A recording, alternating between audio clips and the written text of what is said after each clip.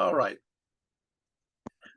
Today, we're going to be talking about Egyptian beliefs, Egyptian religion, and corresponding that with the evolution of Egyptian society. So, what I want to do is I want to go to the earliest perspectives of Egyptian religion. Well, not maybe not the earliest, but a little bit into the pre-dynastic period and talk about their gods. Now, every now and then, I will move forward in time, even when I'm going through this evolutionary kind of format, because we have to follow these ideas wherever they go. We're going to follow these rabbit holes, but at the same time, I really want you to have a great idea of how Egyptian ideas do change.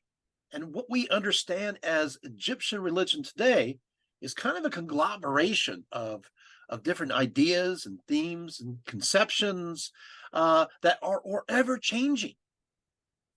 So we're going to start off with, I want to do a little bit of images here. I want to start off with one of the earliest gods that were worshipped, and that happens to be Horus. So go ahead, Margie. Show us Horus here. There's Horus, right? This is the patron god of Upper Egypt. This is the hawk god Horus. It originated from the city of Nikon.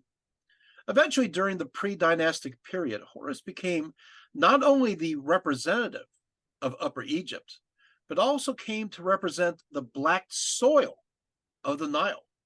Now, his rival, of course, was Seth, who had become the patron god of Lower Egypt and connected to the red soil of the desert.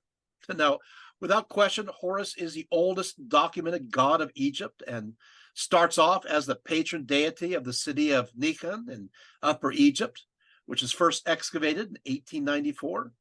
There are many ceremonial pre-dynastic artifacts were discovered here, and it was a sacred city of Horus.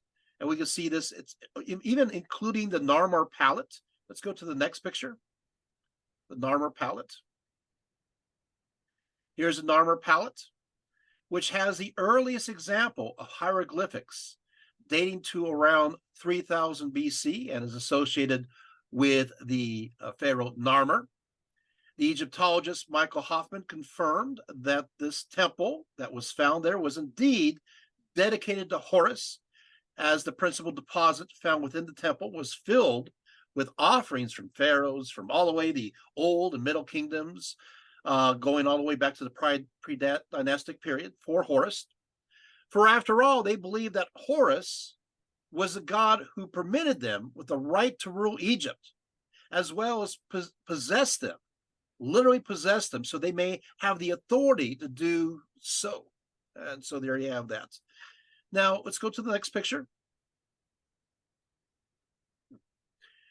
So this falcon god was believed to be the god of the sky and was already worshipped in the pre-dynastic period, as related specifically to the power behind the king, making him an early national god.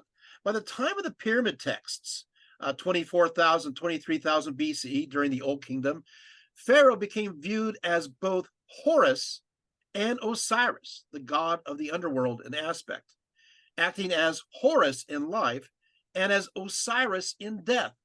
Once Pharaoh died, Horus was believed to incarnate as the very next Pharaoh. Now that Horus and Osiris were connected to one another through Pharaoh, the question centered upon how they were related.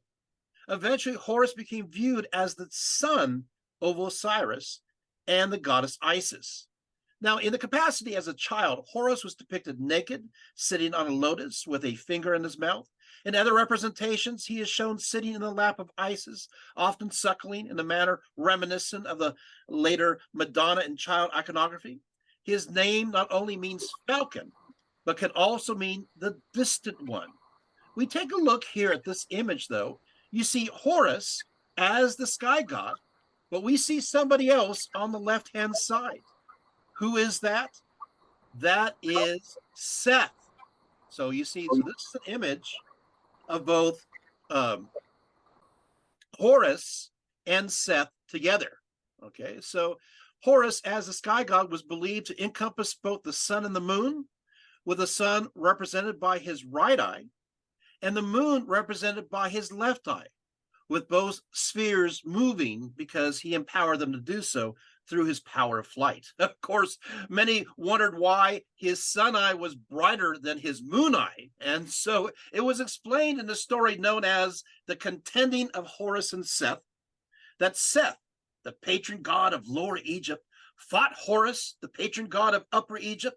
The battle was fierce, with Seth losing a testicle and with Horus losing his left eye. As a result, Seth's loss of his testicle, well, as a result of that, the desert regions represented by him became infertile, while Horus received a replacement eye from the moon god Khonsu that was not as bright as the one before. In the end, the god supported Horus, and so Seth lost the war, resulting in the unification of Egypt. So let's go to the next image. So you see right here, you see Lower Egypt is north, Upper Egypt is south. And it's kind of funny because the Nile River runs from south to north. And so for them, in our perspective, but for them, the majority of these rivers that across in the continent, when they went to Asia, they thought to themselves, how come all these rivers are running the wrong way?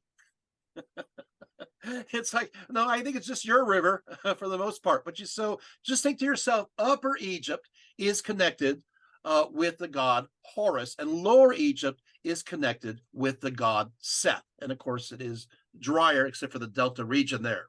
So let's go to the next picture. Okay, Seth is sometimes called Set. He was the Egyptian god of the desert, the dry lands of the red soil, and storms, and eventually came to be known as the deity of disorder and even violence. But that was not always the case. He was once believed to work for Ra on his solar barge, and when the sun god went below into the underworld for the night, Seth helped him fight Apophis, or Epep, the serpent of chaos. In other words, Seth was not only not the god of chaos during this early period, but actually fought chaos. As god of the desert lands, he proved to be a balance for Horus, who represented the black fertile lands about the Nile. So you see, when the Nile River flooded every year, it left behind a heavy silt of black soil that was very rich for crops. Early on, Horus represented this very rich black soil. Now, there is a story that is depicted here. You see in this image, and it's pretty controversial. It's really controversial. And I'm going to go ahead. Thank you, Margie. We'll stop for a few moments there. It's wonderful. And how does that story work? Well, the story goes as follows. It's found in the papyrus of Chester Beatty manuscripts. So Seth decides to prove his dominance over Horus by attempting to seduce him through his powers and to actually have intercourse with him. But just as he was about to, make his release, Horus quickly places his hands between his thighs and caught Seth's semen just in time, casting it into the Nile River. In return, Horus decided to prove his dominance over Seth through his own natural cunning nature, sprinkling his semen upon Seth's favorite food, which happened to be lettuce. After ignorantly consuming the lettuce offered by Horus, both appear before the gods to have them decide who was dominant over whom. Seth declared that he was dominant and called forth his semen intended for Horus, but it replied from the Nile River, and so his claim had not been justified.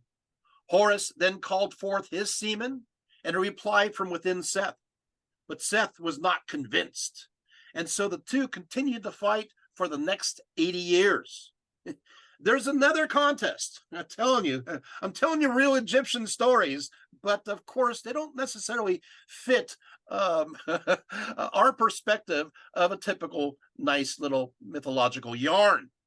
In another story, another contest, the two gods challenge one another to a boat race where they were to race one another with boats made out of stone.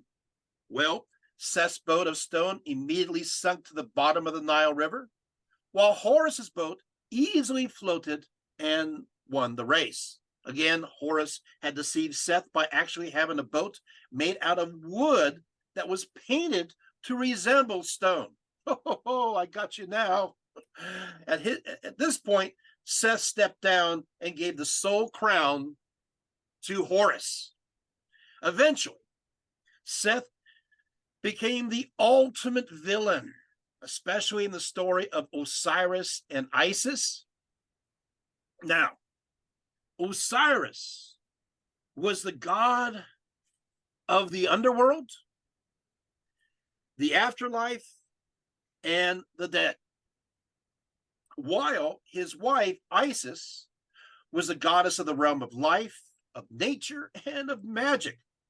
Now, I do have something I want to show you.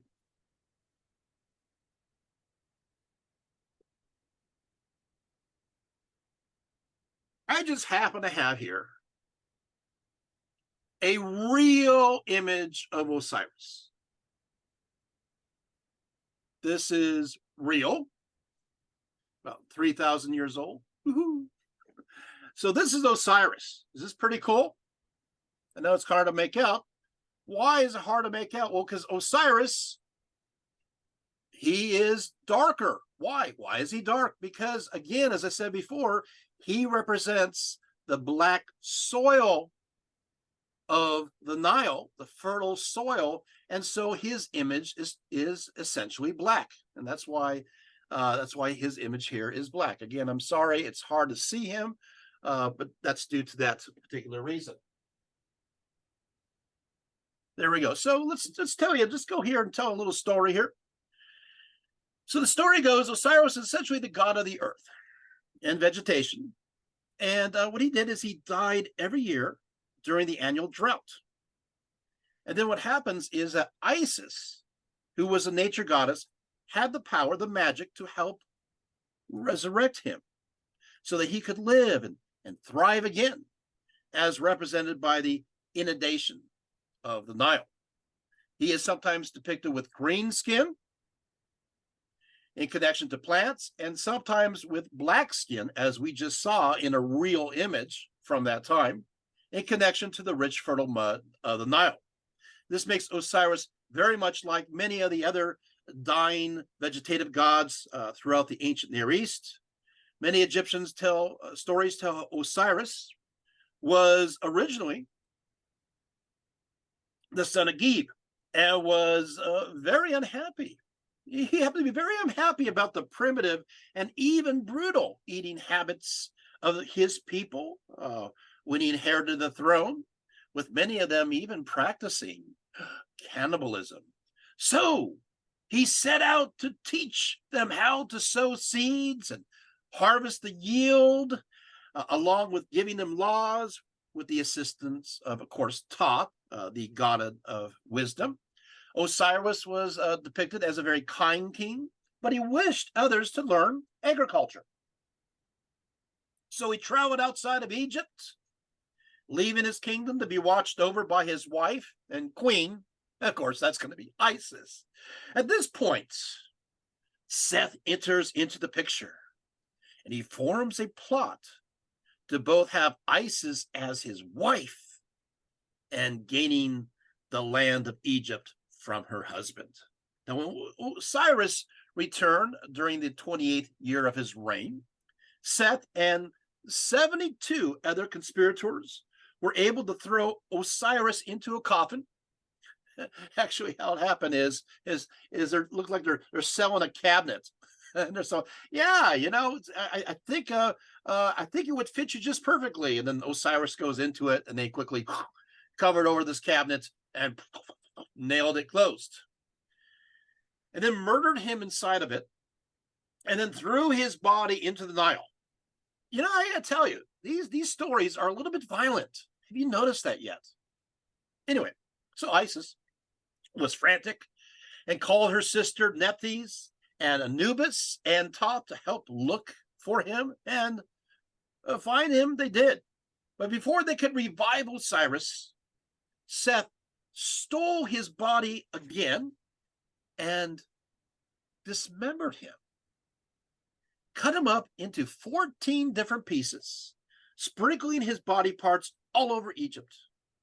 So Isis set about retrieving his parts and found every single part except for one, his male member. But that didn't stop Isis, and so through her magic, she created this magic phallus via her abilities, and then she became pregnant with Horus. That's how she conceived Horus in this story. In a later version, there was actually a catfish or a crab ate his male member. That's still another version. Isis fled into the marsh after her jealous brother Seth had killed Osiris, and for him impregnating his sister, and so Horus was born in the Nile Delta. In any other case, Isis now declared that Horus was the next king after her husband Osiris, but Seth contested this claim. The gods deliberated for 8 years over these different perspectives, but eventually decided on behalf of Isis, and so Seth lost the rights to all of Egypt. That's pretty much it. So meanwhile, what happens to Osiris? Well, Osiris, I feel kind of compelled. I don't know why. It's kind of cool to hold a real Osiris while talking about Osiris. I don't know why. Just it's for dramatic effect. But I'm talking about you. So yeah, I'm talking about you. So I'm going to go ahead and kind of read as I'm holding the Osiris image here. So meanwhile, Osiris went on to become the king of the underworld and the judge of the living and the dead. Already by the end of the 5th dynasty, Osiris had become this is by the already 5th dynasty, right? Osiris had become the merciful judge of the underworld, described as, get this, described as the Lord of Love. Ow. And the one who was permanently benign and youthful.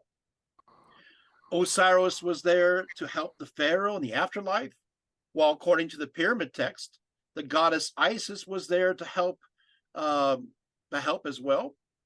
He was also associated with as I mentioned, the growing power behind vegetation, for he was of the earth and could use his powers to make that which grows upon it more fertile.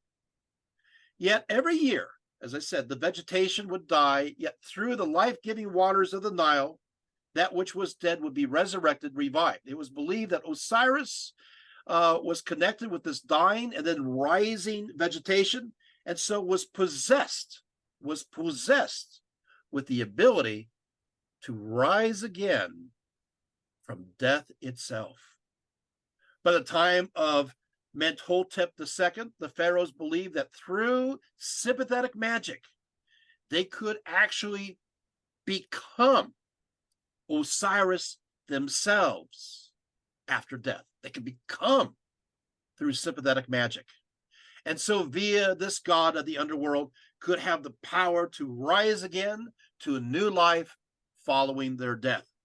But the new kingdom, this resurrection connection to Osiris, was believed to be available to all Egyptians from, of course, when this particular image arises from. This is a new kingdom piece. So it's only 3,000 years old. Just throw it over here as a joke. I'm very careful with it. Okay, so as for the knowledge of specific kings active in the pre-dynastic period, we have a few. So let's go back to some images. We're going to see some images for a while, just for a little bit. Okay, this is a great image. Once again, this is, you see Horus and Seth, and they're giving the power to Pharaoh. Let's go to the next image. That's a really great image. Okay, so this is Osiris. So, and you can see he resembles in many ways the Osiris that you just saw in my hand. The hat is the same. The arms, the flail, the cough, they're all the same. It's the same one. Let's go to the next image. That's a great image. I love it. Beautiful image. I love this. This is Osiris and Isis together, and so they're looking at each other, the two loved ones that they are. And as I said before, he is the fertile soil, but she is the magic. He has the potential within the soil itself for life. So he in a sense is pregnant with that potential, but it takes her magic to make the life come about. So life is magical. Oh, this is a great image. Go to the next one. Very good. Beautiful, beautiful. Oh, love this one too. You can see the two together, and there is an affection. They are the Egyptian lovers. The Egyptian society, I got to tell you, they did believe quite a bit in love, and they're pretty passionate in their various writings. They do, and you'll see other images beyond this too. So affection was not frowned upon. Okay, next picture. Oh, here we go. So now we're going to go on to Abydos. So Abydos is one of the center areas here. Okay, so now as far as knowledge of the specific kings active in the pre-dynastic period, there is a pharaoh by the name of Herhor. And he was the earliest ruler that we know about. And we find is not much. In fact, all we know is his name and that he reigned sometime during the 32nd century BCE. Some scholars are not even sure about that much, saying that the name that features the Horus falcon with the mouth hieroglyphs in his claws simply refers to the god Horus and not to any historical royal figure. Yet we do find a tomb that has many clay objects with his name on it from the necropolis of Abydos. Furthermore, this tomb was first of its kind and is quite large, following the configuration of many of the later royal tombs. In many ways, his name is also found on a clay seal from Narmer's tomb as well. Let's go to the next image. Oh, this is a great image of one of the tombs at Abydos. So you can see that here. Good, good. And oh, wait, this is yeah, keep going to the next one. Yeah, so if you ever have a chance to go to Abydos, please go to the next image. Okay, here it is. Here's Herhor's tomb. If you didn't believe me, there it is in writing. So, okay. So there it is. Go to the next one. It's very simple tomb. This is of course, the King Ka was also known as Sikhen, possibly following Eeyore. This king ruled from Thinis, which is located near Abydos and was the capital of a tribal confederacy in the region. Ancient sources confirm that Thinis was the location of the very first royal burial site in Egypt. Yet by the time of Herhor, although I keep wanting to say Eeyore and Ka, the kings were already being buried at Abydos. According to the 3rd century BCE Egyptian historian Manetho, Thinis was also where the great king Menes came from, understood by many Egyptologists as a king after Ka that united Egypt. While Thinis was a capital of Egypt, Abydos evolved into the religious center for the Egyptians and so became viewed as a more appropriate place to bury the dead. By the way, Thinis, even though it shows on the map earlier, is a lost city and to this date has never been fully discovered. And then beginning later on by the 3rd dynasty, then Memphis becomes the uncontested capital of Egypt. Let's go to the next image. All right, there we go. This is Narmer's tomb here. And you see the next one after that of his son, Hor Aha. So let's talk about means a little bit, though. Let's go to the next image so we can see a little bit what means looks like. There he is. He doesn't look too mean. So legend, of course, is means. Sometimes identified as Narmer. Sometimes his son Orhaha is identified as means. But anyway, he was associated with uniting the kingdoms of Upper Egypt and Lower Egypt. So he is the one that brings it all together. So the realm that is connected to Seth, which is, of course, we now is Lower Egypt, with the realm that's connected to Horus, and that is Upper Egypt. Now, let's go to the next image. Oh, look at this. Oh, all right. So the early dynastic pharaohs, that's from 3050 to 2686 BCE. So basically the 3000s to the 2600s. Basically to the Old Kingdom. The pharaohs were buried actually in what's called mastabas. This is a mastaba. A mastaba is basically a rectangular shaped structure with a flat roof and having sloping sides and used for the sole purpose of burial. In ancient Egypt, these structures were called predigit, which means eternal house or house of eternity. Actually, the word mastaba means in Arabic a bench of mud. In Arabic, they're all like, we don't know what this is. It kind of does look like a bench of mud, doesn't it? Because so many of them were made out of mud bricks, although many of them were made out of stone too. The Egyptians believed the soul needed to be ritually fed, and the soul, of course, being called the Ba, but we'll go more into that details of that a little bit later here. And so the mastaba often had a doorway leading to a chapel on top, accommodating a place for various offerings of food and drink to either to be left or burned to feed the soul. The bodies were typically located far below the part of the mastaba above ground in a subterranean chamber. Let's go to the next image so you can see another mastaba. There, that's good. Usually there was one chamber reserved for the body and another one reserved for what the person required for the afterlife, including clothes, personal and precious items, wheat and other kinds of food, and of course, lots and lots of beer. This second hidden chamber was called a serdap. Eventually, a second and a third level were added to the mastaba, and this process would gradually evolve into the stepped pyramid and then into full pyramids. Can you see it? Can you see it? Look, it's the beginnings of a pyramid right there. So when the pharaoh Hor-Aha, the son of Narmer, was buried within the vast complex of the necropolis of Abydos, many members of the royal household were buried with him, including servants, many women, dwarves for some strange reason, and even some dogs. It was believed he needed their company for his journey into the next world. We are uncertain whether the servants committed mass suicide or were simply killed outright for the occasion of the ritual burial. Hor-Aha's body itself was directly buried alongside a group of young lions, which were symbols of his royalty.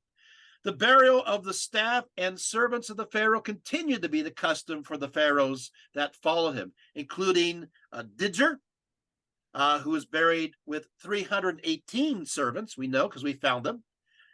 Digit, let's go to the next one. This is actually Digit's tomb in Abydos. Isn't that cool looking? That's Digit's tomb.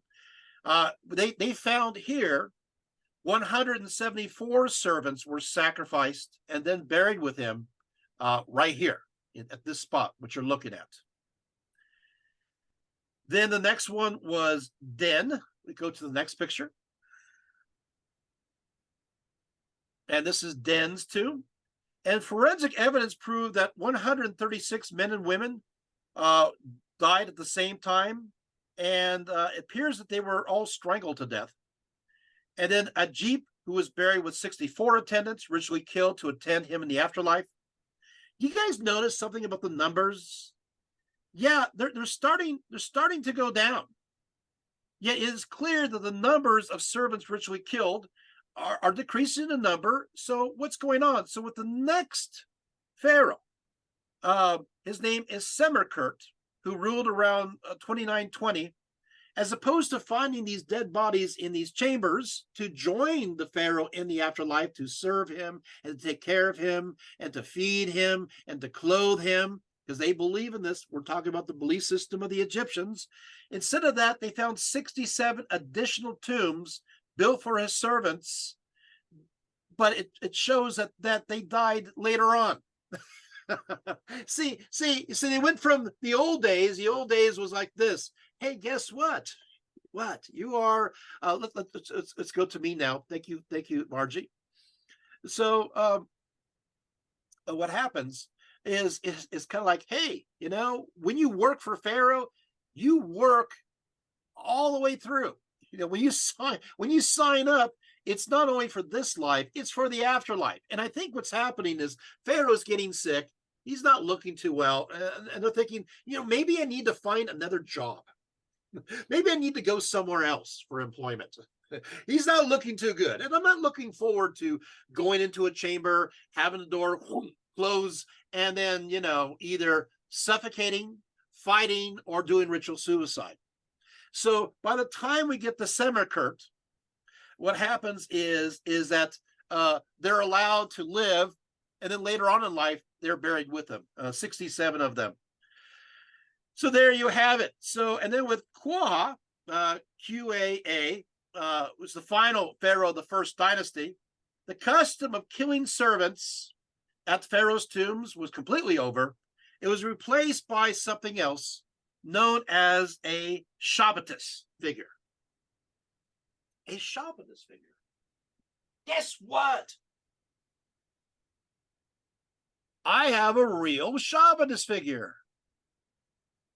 Yeah. This is only about 3,000 years old, but the Shabbatus figure. So what is a Shabbatus figure? I mean, what is this?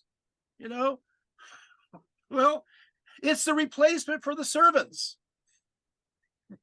You got to have something. I mean, somebody's got to serve Pharaoh. You don't have the servants being thrown into the tomb. What happened is they made these.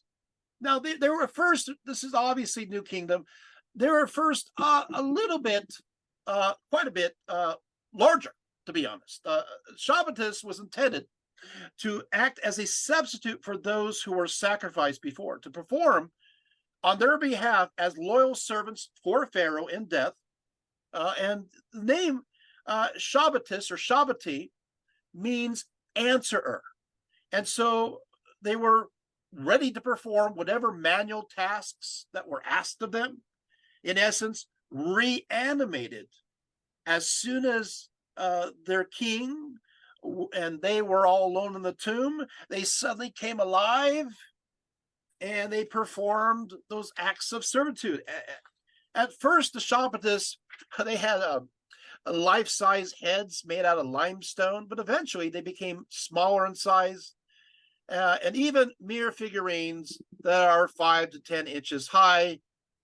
This is one. You can see this is okay. They're usually shaped like mummies. You can see that. Often with a headdress. Yeah, you see that too. A headdress, right? And often carrying a basket on their backs and a hoe. The Shabbatus did have the power. They did actually have power, but what gave them the power, was a name that was inscribed in the back. It is the name of the pharaoh. Now, obviously, as time goes on, other people want Shabbatus figures, so it's not only exclusive to pharaoh. So you put that name on there, and this will seal it. Now, the problem with this one is, look at this. You see what's left of the cartouche? Somebody rubbed it off, but you can still see where it used to be. So they took the guy's name off of it because they wanted to use it again during the Iron Age for other things, magic. So that's why it's like a voodoo doll. It has all the holes in it. See it? Ooh, okay.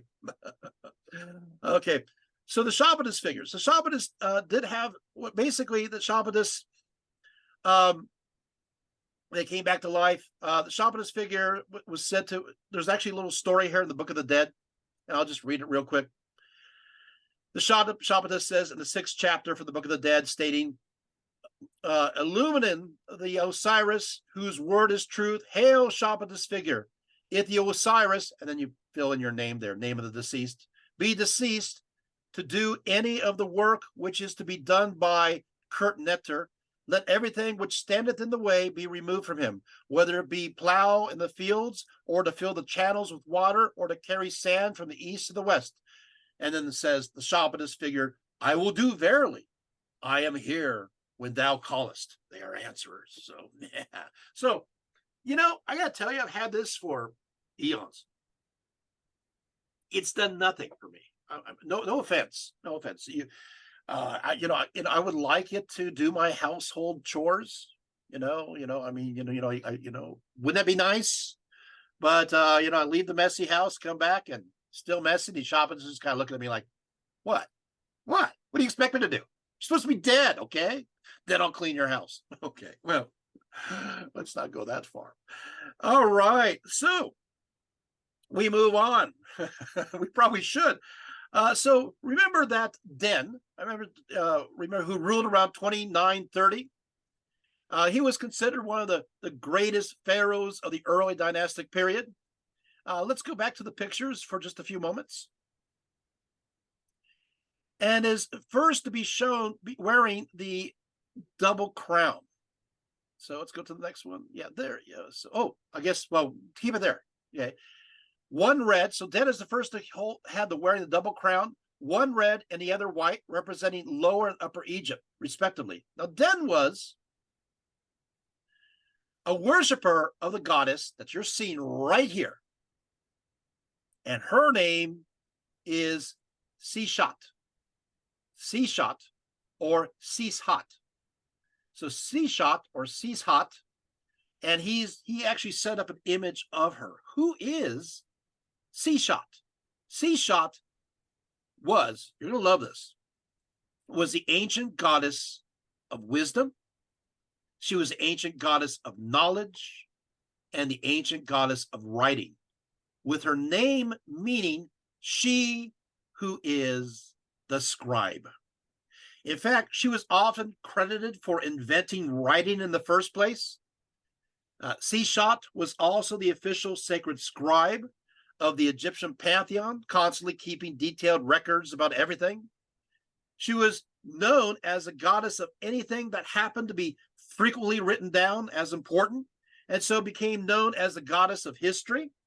She was a goddess of architecture and building and surveying, of astronomy, mathematics, and any other intellectual field that needed to be written down in order to be fully understood. Wow. I love this title. She was often called the mistress of the house of books, with her priests overseeing the sacred archives and libraries of various kinds all over Egypt. Here in her holy depositories of knowledge, important scrolls were produced, stored, and used by those who required her information. Her main shrine was the Heliopolis. Let's go to the next image. I think I have another one of her. Yeah, there she is. That's great. Love it. Love it.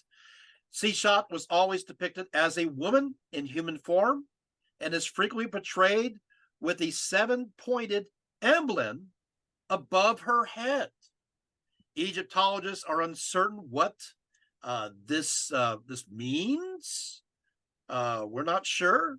Also, this goddess usually holds a palm stem marked up by notches that are intended to represent the fact that she records the passage of time, again emphasizing her connection to history. More specifically, she kept track on how long each pharaoh rules. And so they were well aware that she was the one who knew how long they were to remain in power. She knew. So they sought to honor her with hopes that it would be a very long and very successful reign filled with her wisdom. Seshat not only helped inspire Pharaoh's speeches, but also actually wrote them, especially his crowning ceremony speech. She wore either leopard or cheetah skins. These hides are often connected with priests who observe funerary practices. Perhaps spell 10 of the coffin text is connected to this association, where it declares, Seshat opens the doors of heaven for you. Oh, beautiful. Thank you so much, Margie. So beyond working as a definitive sacred scribe, Seshat was also known as the divine measurer, and in this capacity is shown holding a knotted cord that was used by surveyors to mark out the measurements for her foundations of various buildings. Seshat was called for what's called the stretching of the cord rituals, especially when the pharaoh would dedicate buildings and sites considered sacred to the gods. But of course, this doesn't have a happy ending. Gradually, the moon god Thoth became increasingly more connected to wisdom, and suddenly she found herself demoted to be his daughter. And with many of her lower level priestesses expected to serve both her and Thoth. And then eventually, I'm sorry, Seshat then becomes Thoth's wife. You're wondering, when is this happening? Did you guys know that much of Egyptian society wasn't necessarily patriarchal at first? It had more of an egalitarian stance. And that continued into the Middle Kingdom. Old Kingdom, Middle Kingdom. When does it change? When the Hyksos arrived during the Second Intermediate Period, which of course are from the areas of what is now, of course, the Near East, the Middle East. When they come, these Semitic peoples, oftentimes believed to be with the Habaru, they bring a strong patriarchy with them, and so when the New Kingdom starts, that is patriarchal. Also, the Hyksos bring this new institution to Egypt, and that's called slavery. Before that, the Egyptians typically did not have slaves; they had contracted laborers. So your things are changing quickly, right? So there you have it. So you got a new goddess that you want to know about. Okay, now the founder of the second dynasty of Egypt was named Hotep Sikmini, who ruled between 25 to 29 years, with the name meaning two powers are reconciled, suggesting that a conflict had just been diverted, most likely between Upper and Lower Egypt, represented by Horus and Seth. Egyptologists have found some evidence related to this momentary conflict.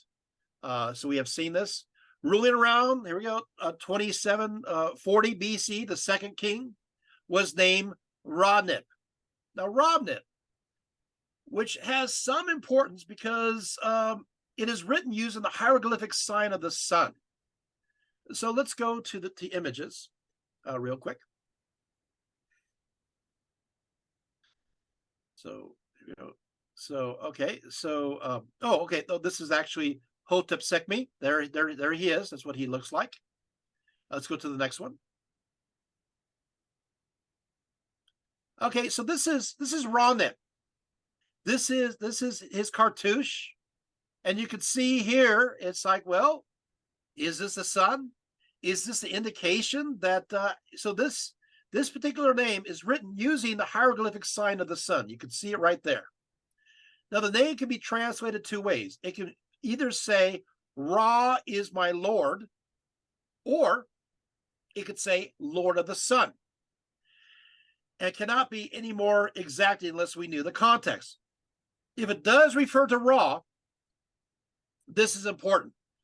You see, up until this point, there is no evidence, drum roll please, for a sun cult in Egypt. What? I know. When we typically think of Egypt, we think of Ra, right? Don't we? Right? But during this period, it was not Ra, but Horus and Seth that dominated much of Egyptian religion, playing upon the inherent dualism between the two. Still, we will have to wait until the reign of King Dozer in the third dynasty for any more definitive evidence for a developing sun cult that was specifically connected to Ra. So at first, let's go to the next image. That's great. Thank you. At first, Ra was specifically associated with the midday sun, but eventually became connected to all the phases of the sun throughout the day. As the god of the sun, he was connected to light and warmth, and of course, the growth of the vegetative world. Ra traveled on two boats. The first was known as the Manjit. That's a great name. It's the boat of 1,000,000 years. Or of course, this is the morning boat for his journey across the sky. And then on the evening, he rode on a boat known as the Masketit, as he traveled below the earth into the underworld, where he faced the mighty serpent dragon Apophis, who he defeated and emerged once more into the realm of light. So let's go to the next image. This is King Dozer. It makes you want to kind of fall asleep, doesn't it? Dozer. Sorry. Dozer, 2686. He was a founder of the third dynasty, and more importantly, was also the pharaoh who established what is called the Old Kingdom, which stretched from 2686 to 2181. King Dozer is most famous for the step pyramid at Saqqara. Let's go to the next image. There it is. What does that look like? Come on. That looks like a mastaba, doesn't it? It certainly does. Oh, you're learning the evolution just on sight of the pyramid. So we know it's no aliens designed this pyramid. The architect was also the high priest. His name is Imhotep. And he was connected to the construction of this stepped pyramid. For some reason, Imhotep decided to put a second and smaller mastaba on top of the first one that was a little smaller. And then he decided to put a third on top of the second, and then a fourth on top of the third, and finally a fifth mastaba, the smallest of the rest on top, all at the very top there. In total, Dozer's pyramid towered 62 meters or 203 feet into the heavens. In this way, one of the most important architectural features of the Old Kingdom began to evolve. And you can see the area below the pyramid was a maze of corridors and chambers with one shaft going 28 meters from the surface directly down to Dozer's tomb that was sealed with a plug. And this stone that weighed 3.5 tons. Of course, such a monumental structure of stone would be quite labor intensive, as you could imagine. And of course, in contrast to the earlier structures raised by the previous pharaohs, which are often made out of mud brick. Okay, we can stop for right now. Thank you so much, Margie.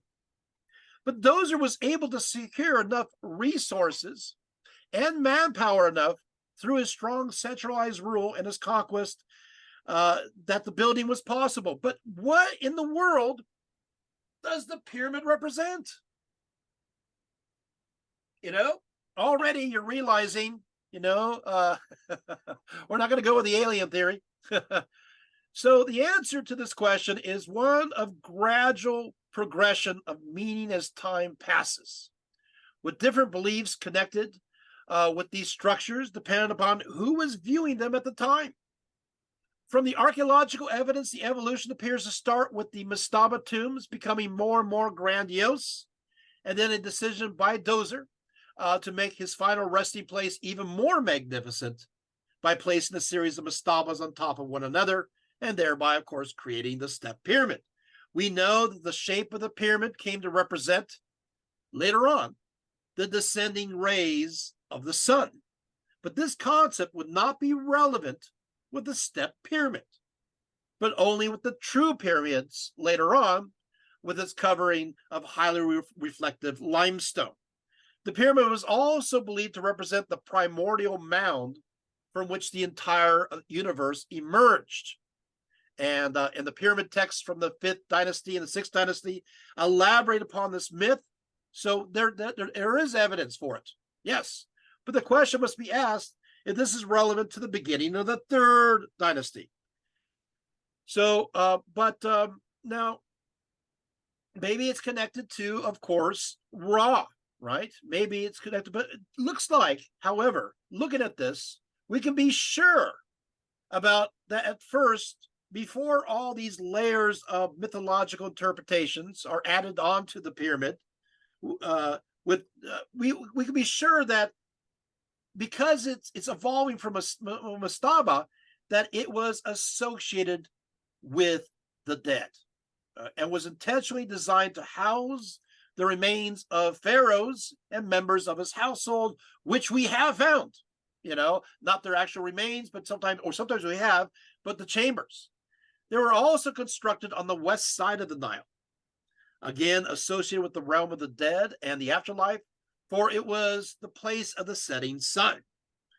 While calling them maybe resurrection machines may be a bit too far, the evidence does seem to support that first the mastaba and then the pyramid was connected with resurrection from the very beginning, and we'll go into that evidence a little bit later. Furthermore, many Egyptologists like Mark Lerner state that the ancient Egyptian word for pyramid was myrrh, which translates as a place that is the shadow, or the shadow of a long past, patiently waiting for the future, or it can mean another interpretation is a place of ascension, So, but here's the point I want to bring up. People will say, hey, there's no evidence for pyramids being mentioned in ancient Egypt. Nobody talks about them. Well, nobody's going to call them pyramides. That's a Greek word. Herodotus talks about that. They went around these Greek tourists. Oh, hey, that looks like a pyramid. Like those little sweets that we try with has like the apple interiors. Yummy. It's like a pastry. No, I'm sorry. Maybe there's because they had the stories of this place being the place of the bakers of the various breads and so forth. But the point of the matter is this: we have the name. They're called myrrhs, and that's what they're called. And so we discover that there's myrrhs described all the time. We know all about the pyramids. Just use the Egyptian word for it. Okay. So not much is known about Dozer's successor, Semekhet, and who left his own step pyramid at Saqqara. Why? What's going on now? Well, now everybody wants to have a step pyramid. The mastabas are out. The step pyramid, and it becomes like, hey, can I make my mastaba or step pyramid taller than yours? Oh, this is awful. So, and then of course you're going to have. We can't. There's other ones too. There's some who start out trying to make a pyramid, but that seems to be they start but they don't finish. So we have these pyramids that are not completed yet that are step pyramids. But I would say the next step in the evolution of the pyramid, did I say step? I did. Is to go from a step to a non-step. And who's going to do that? Did you know that there's one pharaoh that's associated with making 3 pyramids? 3. Let's go to the pictures. His name is Sneferu. And always picture, this pharaoh wearing a pharaonic hat. Yes. So Sneferu made these 3 pyramids during his reign. So when people say, oh, you can't build these pyramids, it takes too long. This guy made 3 of them. Let's go there. So let's go to he's credited. Let's go here. So first of all, he's credited, Sneferu is credited as the first 4th dynasty pharaoh of Egypt. He reigned around 2600 BCE. He is famous for building 3 pyramids at a place called Dasur, located west of the Nile, about 40 kilometers south of Cairo. The first was the bent pyramid. Let's go to the next picture. This is the bent pyramid. This pyramid reveals trial and error attempts by the pharaoh to make a true monumental pyramid. The bent pyramid first rises from the desert at a 54-degree inclination. Do you see that? But then suddenly proceeds to a shallower angle of 43 degrees towards the very top, making the pyramid literally bent. What happened was that Snefru, or I should say his architect, made the angle too sharp, and so the pyramid became structurally unstable. And so the angle had to be modified at the end so that it would not collapse. I'm sorry.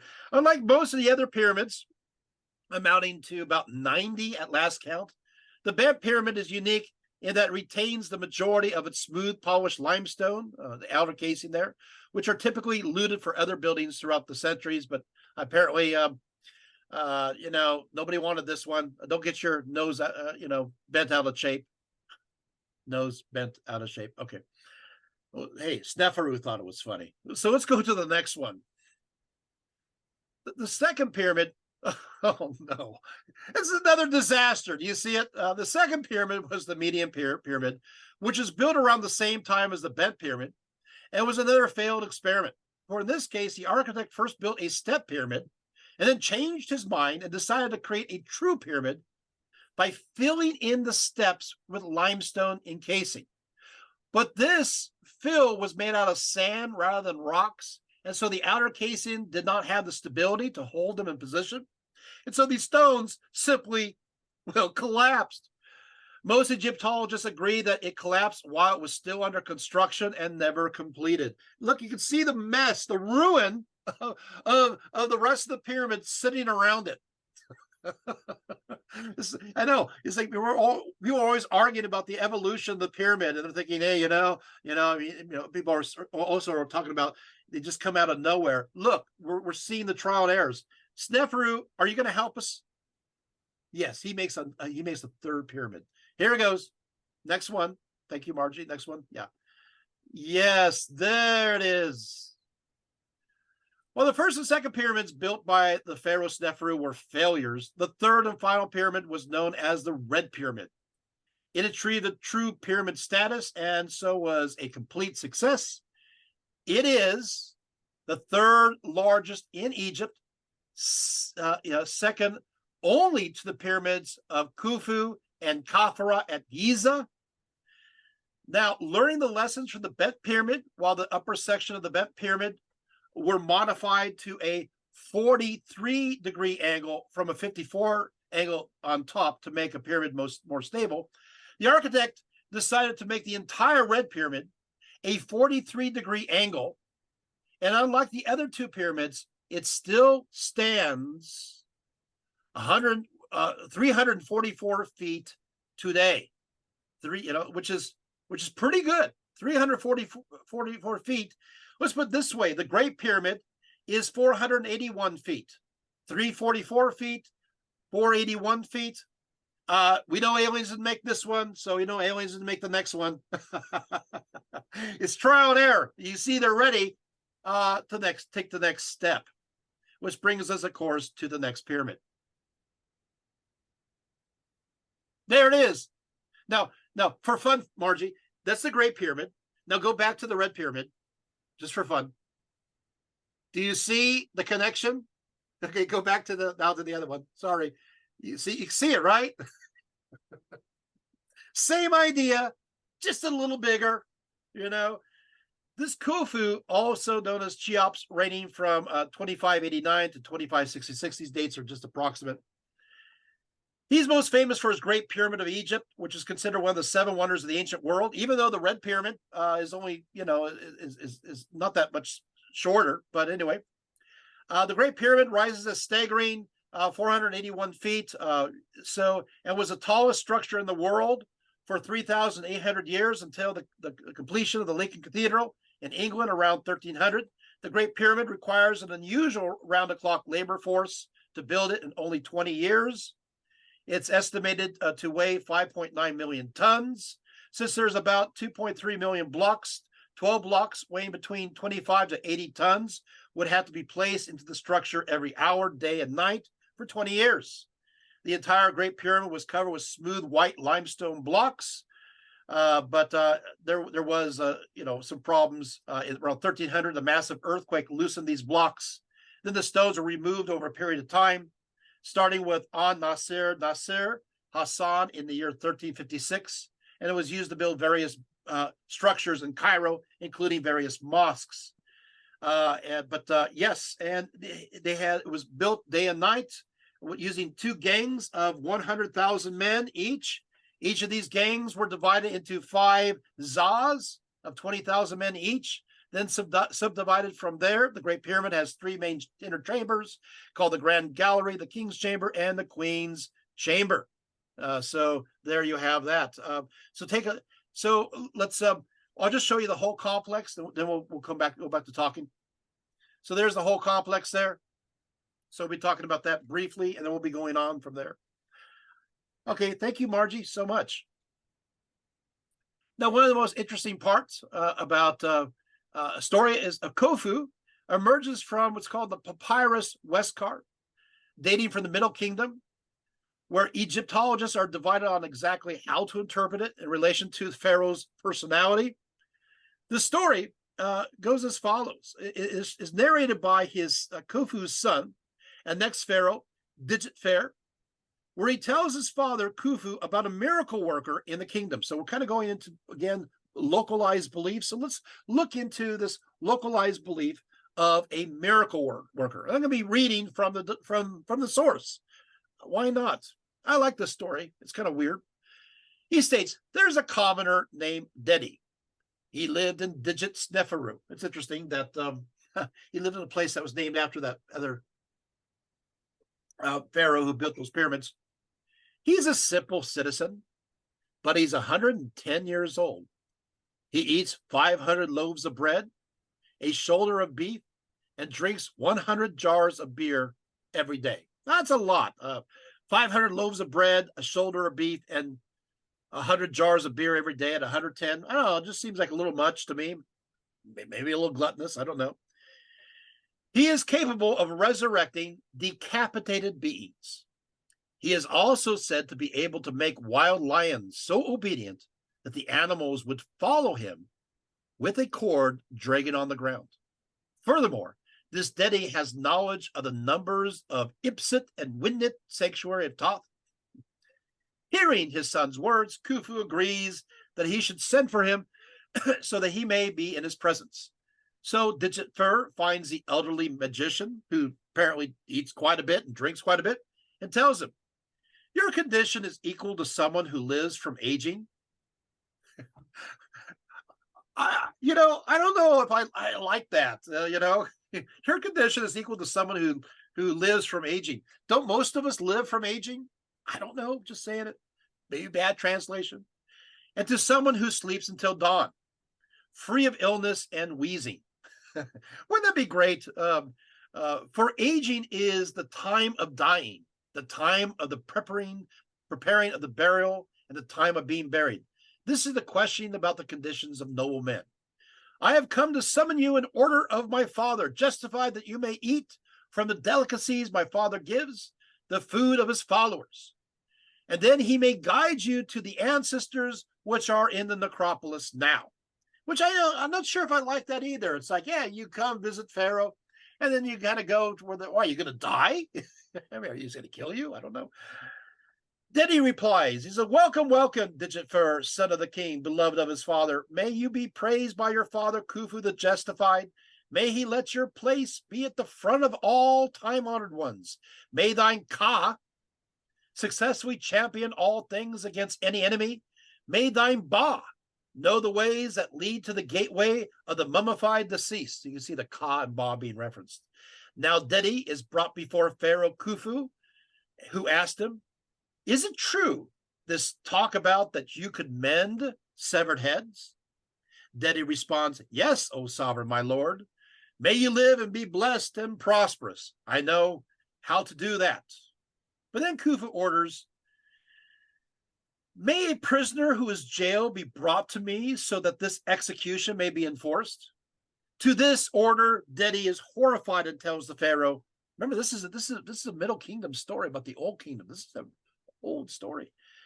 He says, he tells Pharaoh not to make a human suffer, O sovereign, my lord. May you live, be blessed and prosperous. You see, it was never allowed to do something like that on the noble flock. Instead of a human prisoner, Dedi chose to have 3 animals decapitated. 3 animals, a goose, a waterfowl, and a bull. After each was decapitated, he would place the head on the eastern side of the hall and the body on the western side, say a set of magical words, and both the head on one side and the body on the other would come to life. So basically, the head would come to life on one side and the body on the other. After that, Dedi simply reunited the 2 parts and the animals would live again. So he brought back to life. After a few more tests of the magician's power, Khufu generously rewarded him, ordering, have Dedi assigned to a place within the palace of my son Dijitfur, where he shall live from now on.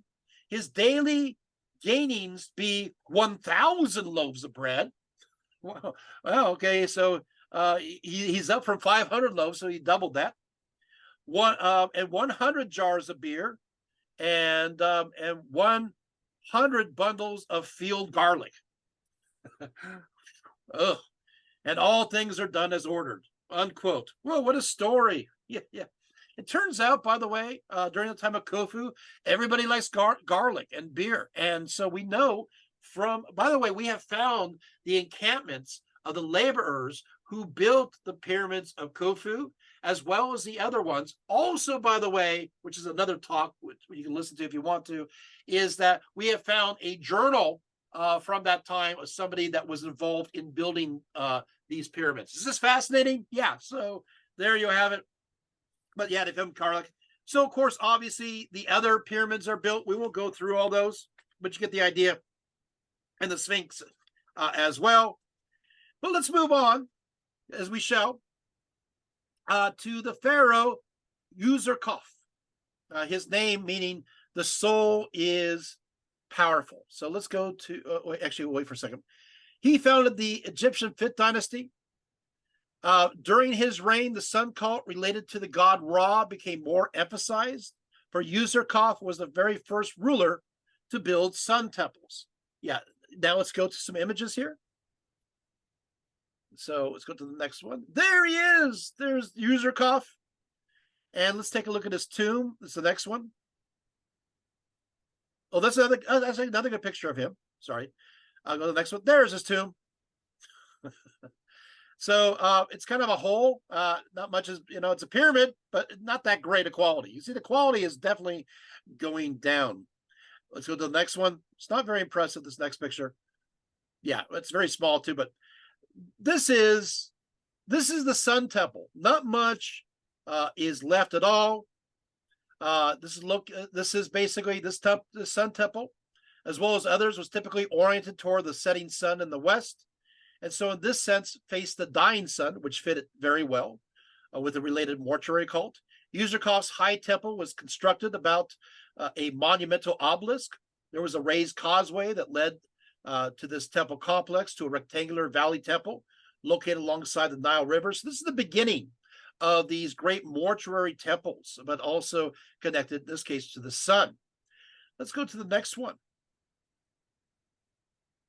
Oh, okay. So actually, this is good. This is Hathor. So Userkaf established an official cult of Hathor in Middle Egypt that was to be maintained in his royal properties located there. Before the 4th dynasty, representations of Hathor were not as refined as later on, depicted simply as a cow goddess, for example, on King Narmer's belt. Sometimes in the form of a cow, Hathor has stars on her ears and her horns, possibly indicating that she was associated with the sky and the night sky in particular. By the time of the Old Kingdom, her stellar connections became more obvious. And so, like the goddess Nut, Hathor became a representation of the Milky Way, as well as related to the spring, as well as the fall equinoxes. One inscription from the 1st dynasty calls her Hathor of the Marshes, as well as the Lady of Sycamore. In other descriptions, revealing her as a vegetative goddess. Of course, Hathor's representation as a cow reveals her association with animal reproduction as well. From this evidence, we can establish that Hathor was a fertility goddess from the beginning. You can end that for a second.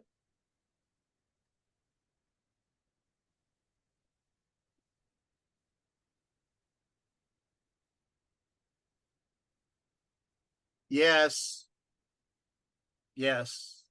This is Hathor. Wow. So Hathor. I'll go ahead and hold Hathor, excuse me, as I do a little bit more here. Okay, so I got some gloves on here, by the way. Hathor does not receive much in the way of emphasis until the 5th dynasty, as I said, where an official cult around her is sometimes established, and she quickly is connected with another rising deity, and that is Ra, sometimes shown as his daughter, and other times his wife and his mother. Hathor also receives a very firm connection with the afterlife, for it was said that Hathor, as a mother, greeted those who were the righteous dead in Duat and laid out before them a fine meal to enjoy. As Ra's daughter, Hathor was viewed as the eye of Ra, the feminine aspect of the male god, and represented as the disk of the sun, which, of course, acts independently of Ra, but always for him, usually in a protective sense.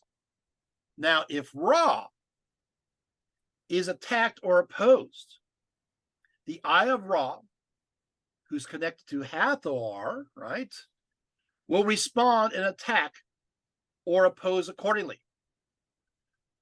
One of the main adversaries of Ra is disorder, as anything that disturbs the order he created and set upon to perpetually maintain. Now, when angered, Hathor's heat, as the eye of Ra, will blaze out and scorch or even completely burn those who are objects of her wrath. Let's go to an image real quick. I want to show you this. The next one here. And guess what happens? So when angered, Hathor's heat, as the eye of Ra, will blaze out and scorch and even completely burn those who are the object of her wrath. In one story, dating for the New Kingdom, Ra directs his eye against those who sought to rebel against him, and Hathor manifests herself as the goddess Sekhmet. And this is Sekhmet right here, and begins to massacre them, but then goes out of control, for she realizes that all humanity in some way rebels against the order that is created by Ra. To stop this bloodbath, Ra dyes some beer red so that it looked like blood and poured it all over the land. The eye of Ra, who is the goddess Hathor in her Sekhmet lion's aspect, sees the beer and, thinking it is blood, drinks it all up so that she becomes too drunk to harm anyone else. So Sekhmet is directly connected to Hathor as her wrathful aspect. And of course, obviously I'm telling you this here. Sometimes, however, the eye of Ra was viewed as the mother aspect of Hathor, or even the goddess Nut. And in this capacity, the orb represents more than the disk of the sun, but the womb where Ra was born, and has more gentle and nurturing characteristics. As the mother of Ra, Hathor conceived the sun god every morning so that he was able to rise in the east. And so she gave birth to Ra each morning in the eastern horizon, carrying him up between her horns. As the wife of Ra, she conceives life with him throughout the day until he descends into the west. Let's go to the next image. But what is this? Because Hathor and the goddess Bat, this is Bat, or also known as Bat Hathor, the deity over musical instruments known as the sistrum, were both cow goddesses. By the Middle Kingdom, Hathor and Bat merged as one, with Hathor also becoming the goddess of the sistrum. Hathor was soon associated with another musical instrument known as the manat, usually made out of turquoise and worn around a woman's neck. As a goddess now of music, she was next related to then dance as well. This is, we're getting the joyful aspect. Eventually, Hathor will evolve into a very popular goddess of joy and of pleasure, focused upon the realization of everyone's personal happiness. One hymn dedicated to her announced as follows: "Thou art the mistress of jubilation, the queen of dance, the mistress of music, the queen of harp playing, the lady of choral dance, the queen of wreath weaving, the mistress of inebriety without end." Some of her other titles include the Lady of the House of Jubilation and the one who fills the sanctuary with joy. Wow, that's cool. Okay, so thank you. Actually, go to the next one. See, I think we have one more here. Yeah. Oh yes, this is actually an early image, very early image of Bot before she merges with Hathor. Let's go to the next one. That's really good. This is the pharaoh Unas, 2375 to 2345. This is the very last ruler of the 5th dynasty. He's very important. So he's looking at you. He's staring at you. He is said to have been, basically, he's the first one to have what's called pyramid texts that are buried with him. The main purpose for the pyramid texts were to aid the pharaoh's sojourn in the afterlife through its magical spells, and so enables him to fight the forces of darkness inhabiting the underworld. Once defeated, the pharaoh then meets Ra, who by this point is a very important figure of the afterlife, where he joins his sun barge and moves across the sky. In the case of Unas, who you're seeing here, his pyramid text declares at one point, "Ra Atan, this Unas comes to you, a spirit indestructible. Your son comes to you, this Unas comes to you. May you cross the sky, united in the dark. May you rise in light land, the place in which you shine." And so announced, the pharaoh's journey begins into the afterlife. There you have it. Beautiful, beautiful. Go to the next one. Thinking, okay, so what are these? Oh no. These are cannibal hymns. Cannibal hymns. Wait, what are cannibal hymns? During the time of, it's not a very impressive picture, so we'll go, I guess we'll just go back to my face. Sorry. Thanks, Martin. Okay, the cannibal hymns. The Egyptians came to believe that because the pharaoh needed special supernatural strength necessary to make his journey, he must eat the proper food even before embarking on his journey. Now, yet he cannot eat the material kind of food that he once ate in life, so he has to eat something a little different. Now, he was required to eat the food provided by the gods in the form of themselves. Wait, what? Wait. The gods are giving themselves to eat? You're going to eat the gods? Wait. Hence, cannibal hymns, even though that's kind of seems strange because, gods aren't human, but whatever. That's right. The gods actually turned themselves into sacred bulls for his own consumption, and this practice continued on, so that by eating them, he might participate in their divine powers, and so easily gain entry into the heavenly realm. One of these so-called cannibal hymns for Unas from the pyramid text declares as follows, which I actually showed you an image of that: "A god who lives on his fathers, who feeds on his mothers. Unas is the bull of heaven who rages in his heart, who lives on being of every god, who eats their entrails when they come. Their bodies full of magic from the Isle of Flame." These cannibal hymns may reflect an actual early royal butchery ritual performed by the priest upon the deceased pharaoh.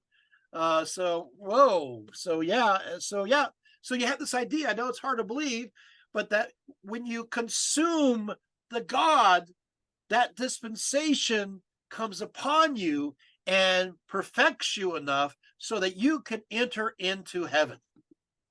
I know you've never heard of this concept ever before. Sarcasm. I just, wow, we could go here a lot on this one. Okay, now, according to the pyramid text, the pharaohs were assisted with the sacred ritual of consuming the gods by this demonic god of slaughter and execution known as Shemzu. Now, I'm sorry, Shesmu. Sorry, Shesmu. Just Margie, for a split second, let's take a look at Shesmu, see what Shesmu looks like. We got an image of Shesmu here. Shesmu, yeah, there's more. Yeah, there's Shesmu. Not a great picture, but you can see there's some knives there. Yeah, that's all for that one. That's good. That's just a poor picture. Okay, so Shesmu, this is the servant of Osiris, whose realm was the underworld, occupying an ethical space that was both light and dark, yet transcended both. Curiously, this Shesmu was the god of oil. He was the god of perfume, and yes, he was a god of red wine, especially red wine. You see, in fact, when Shesmu punished his evildoers, he typically placed their heads into his supernatural wine press and squeezed them until all their blood was drained out of their bodies. Because of this rather macabre duty, Shesmu is often known by the epithet demon of the winepress. Yet for the righteous, Shesmu offered refreshing wine upon their soul's arrival to quench their thirst. I'm not sure. I mean, he's squeezing these heads of the unrighteous in his, in his wine press. And now he's offering this wine to righteous. I'm just hoping you're not drinking the wine of those who had their heads squeezed. But that's just me. Maybe he washed his hands. Anyway, Shesmu offered this refreshing wine to help their thirst. Sometimes Shesmu was depicted with the head of a falcon, but he was just as often just looking like a man. Now, properly fed with spiritual god food, the pharaoh now began his journey. Sometimes, as noted by one text, he rises to the heavenly realm via a celestial ladder. Hail, daughter of, I'm quoting, hail, daughter of Anubis, above the hatches of heaven, comrade of Thoth, above the ladder rails, open Unis's path, let Unis pass as you would expect for the land of the Nile, other times crossing to the realm of the dead, was being ferried across. If you fail to ferry Unis, he will leap and sit on the wing of Thoth.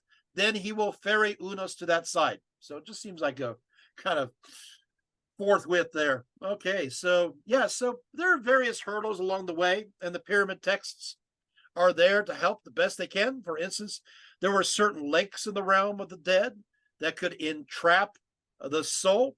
Fortunately for the pharaoh, the pyramid text provides Unis with the necessary magic words to protect him. The passage reading, "O Unis, beware the lake," to say 4 times. So basically, you're going to have to say this 4 times to avoid this lake. You say, "The power of Christ compels you." No, wait, that's The Exorcist. Sorry, that's a bad joke. The messenger, you're supposed to say this 4 times. "The messenger of your Ka have come to you. The messenger of your father have come to you. The messengers of Ra have come to you." So basically, you got to memorize that. You say that 4 times, and you're going to avoid this lake in the afterworld, and that's great. Now, according to the Egyptians, the soul will actually consist. I talked this late about it because it takes this long to have this development. So the Egyptian soul by this point will now consist of 5 parts: the Ren, R-E-N, the Shut, S-H-E-U-T, the Ib, I-B, the Ba, B-A, and the Ka, K-A. Obviously, it's not really spelled that way because they're using, the hieroglyphics, but what is the Ren, R-E-N? The Ren is that part of the soul which is connected to the person's name. It's that part of the soul that's connected to the person's name.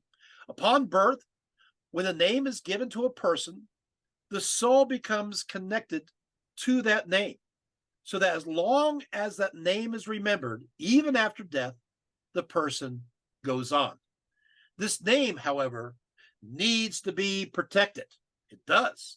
This is why the name, when written down, is protected by being surrounded with a magical rope that is known as a cartouche to protect the name. As you can see here, you can see the remnants of a cartouche. You see how see it there? You see how, but unfortunately, you see that the name, as well as is rubbed out. So that person's name is taken out from it, but it's supposed to protect. That's why you see cartouches around the names. So if you take their name, you have their power. You don't want to do that, right? Egyptian magic. The shut means shadow. Was viewed as connected to the person and their soul. So you're connected to your shadow is connected to your soul. The next part is called the Ib, I-B, Ib. This was the metaphysical heart associated with the person's emotions, their thoughts, their intentions, their will. The fact it found its way into the Egyptian language. So what will happen is, excuse me, if one was feeling happiness, they were experiencing at-ib, which translates as a wideness of heart. So if you're happy, you experience a wideness of heart. Your heart is open. It's interesting because already the heart now is being connected to the emotional aspect of humanity, which will continue to, hey, guess what? Right now, right? Affairs of the heart. But if one were upset or hurt, they had a kabib, which means a truncated heart. So an open heart is happy, a truncated heart is upset or sad. This metaphysical heart was believed to continue on and was in some ways connected to the space occupied by the real heart, or at least symbolized by it, so that while all the organs were removed to embalm the body, the actual heart, for this reason, was to remain. This heart was to be examined by Anubis and other gods, and then weighed by the deity of truth known as Mot against the feather. So the heart is weighed against the feather. If the heart was light as a feather, it would pass onto the realm of bliss. But if a person was heavy-hearted on the scales, they were cast into the darkness to be swallowed by Amit, meaning, of course, Amit means soul eater or devourer, often depicted as part crocodile, part hippopotamus, or part lion. Amit was a female demon who lived near the Hall of the Two Truths, and her consumption of the person's heart did not mean the end of their existence, but simply ensured that they would be restless forever and not go on to the realm of everlasting life. She was often depicted as having living beside what's called the lake of fire. Interesting. Now, the most important parts of the soul, however, were the Ba and the Ka. The Ba is the individual's personality, that part that makes one unique, who they are specifically. Unlike the Ren, which is their name, or Shut, the shadow, or even the Ib, the heart after its way, the Ba is part of you that lives on after death and is often represented as a bird with a human head. Finally, the Ka is your vital essence, that part of you that actually gives you life, and apart from which you can't live, right? Now, the god Khnum was believed to create each person's soul on a potter's wheel, and when it's done, he breathes into it the breath of life, that is the Ka, and it lives. Khnum was actually the god of the source of the Nile River, and is specifically tied to life-giving silt and clay brought down by this river. So it's connected to the clay of humanity. And that makes sense from the Egyptian context. And of course, obviously, there's connections with Osiris. So when you die, the ka leaves the body, but through the opening of the mouth ritual, the ba is released and permitted to join the ka in the afterlife, creating together, combined, what is known as the ak, which means the effective one. So you put the ba and the ka together, the vital essence with who you are as a person is brought together after the opening of the mouth ceremony, and the ak comes into existence.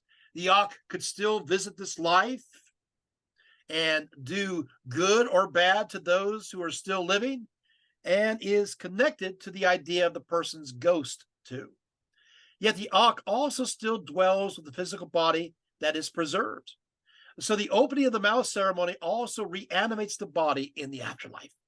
The sun itself is connected with this new life, for while each day the sun is in the sky, each night it travels into the underworld known as Duat, to the realm of Osiris, where the sun, as it goes into the underworld, re-energizes the deceased with new life so it can live again.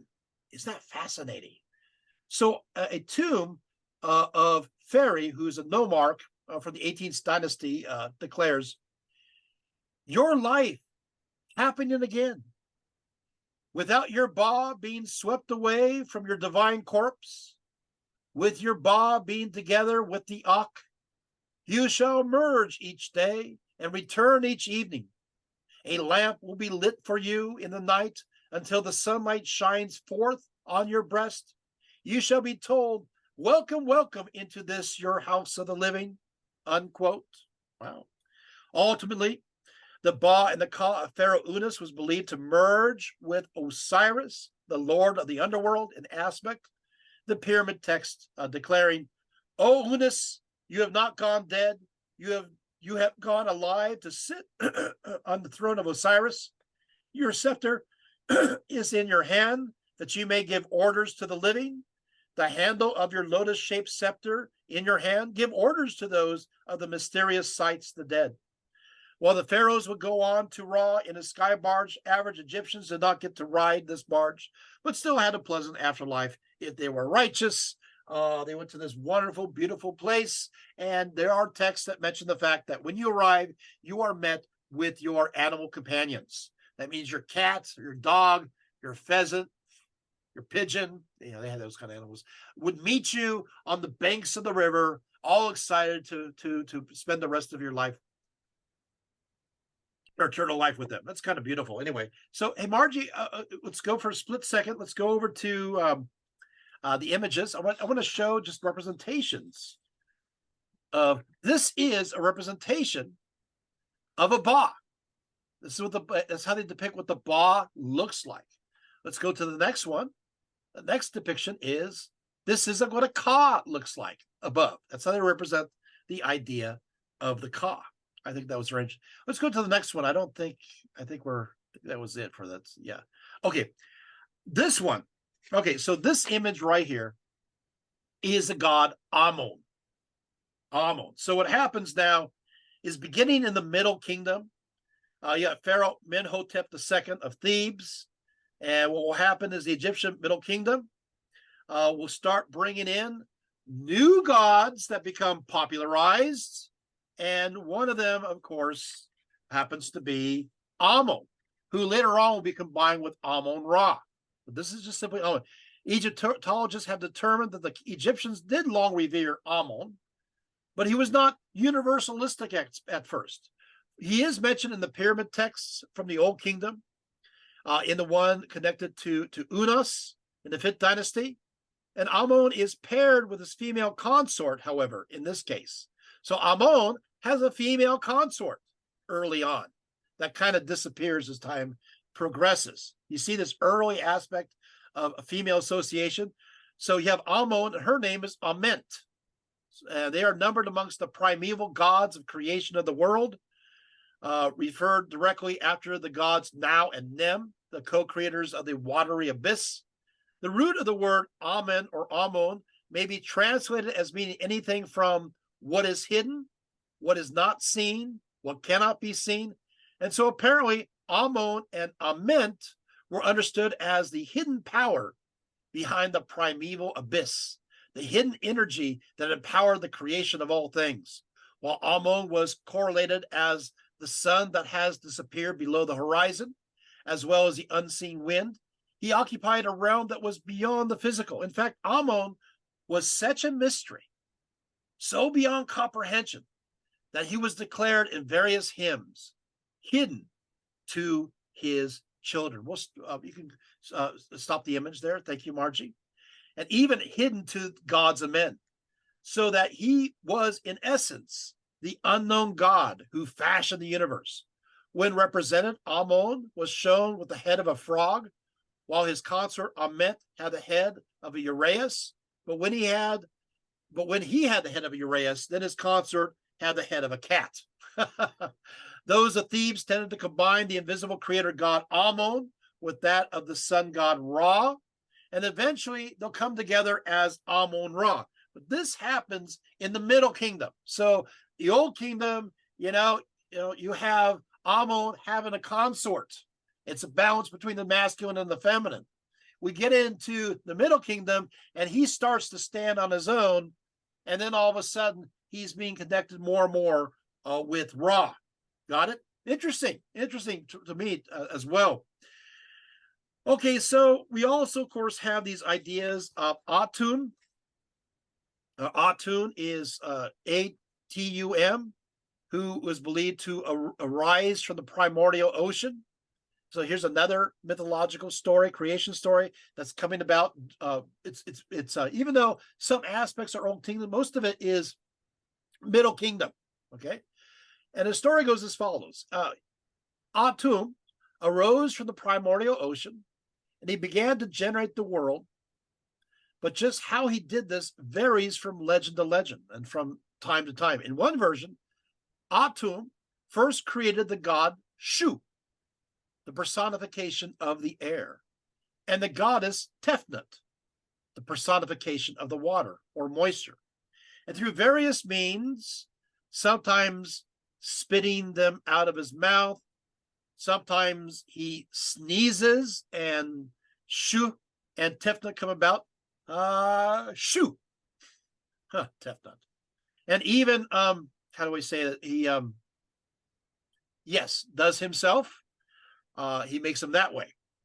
In the latter version, however, where he generates it himself, Atum's hand that does that represents his female aspect that is then capable of generation. And so this god really is both male and female in aspect, for both are within him. Atum's spittle or semen then creates the gods who would continue in making the world. As for the reason why Atum created the world, many Egyptians believed it was because he was lonely and he wanted company.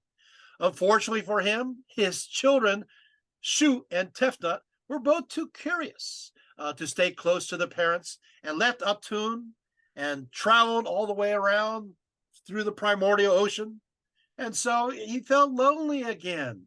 So Atum generated and sent out what was known as the Eye of Ra to find them. He's looking for his children who disappeared because he's so lonely. Fortunately, the Eye of Ra found Shu and Tefnut and brought them back into his presence. Atum was so happy to see them again. He was so happy, so full of joy. His eyes were filled with tears. And these tears then became the first humans. So, according to this legend, we are the tears of Atum. That's how it came about. We are, in a sense, this joy, which I think is a really cool kind of story, right? Now, there's another creation story that pops up at this time at Heliopolis. And you still have the same idea. Atun rises a mound upon the primordial oceans and generates Shu, the god of air, and Tefnut, the goddess of water.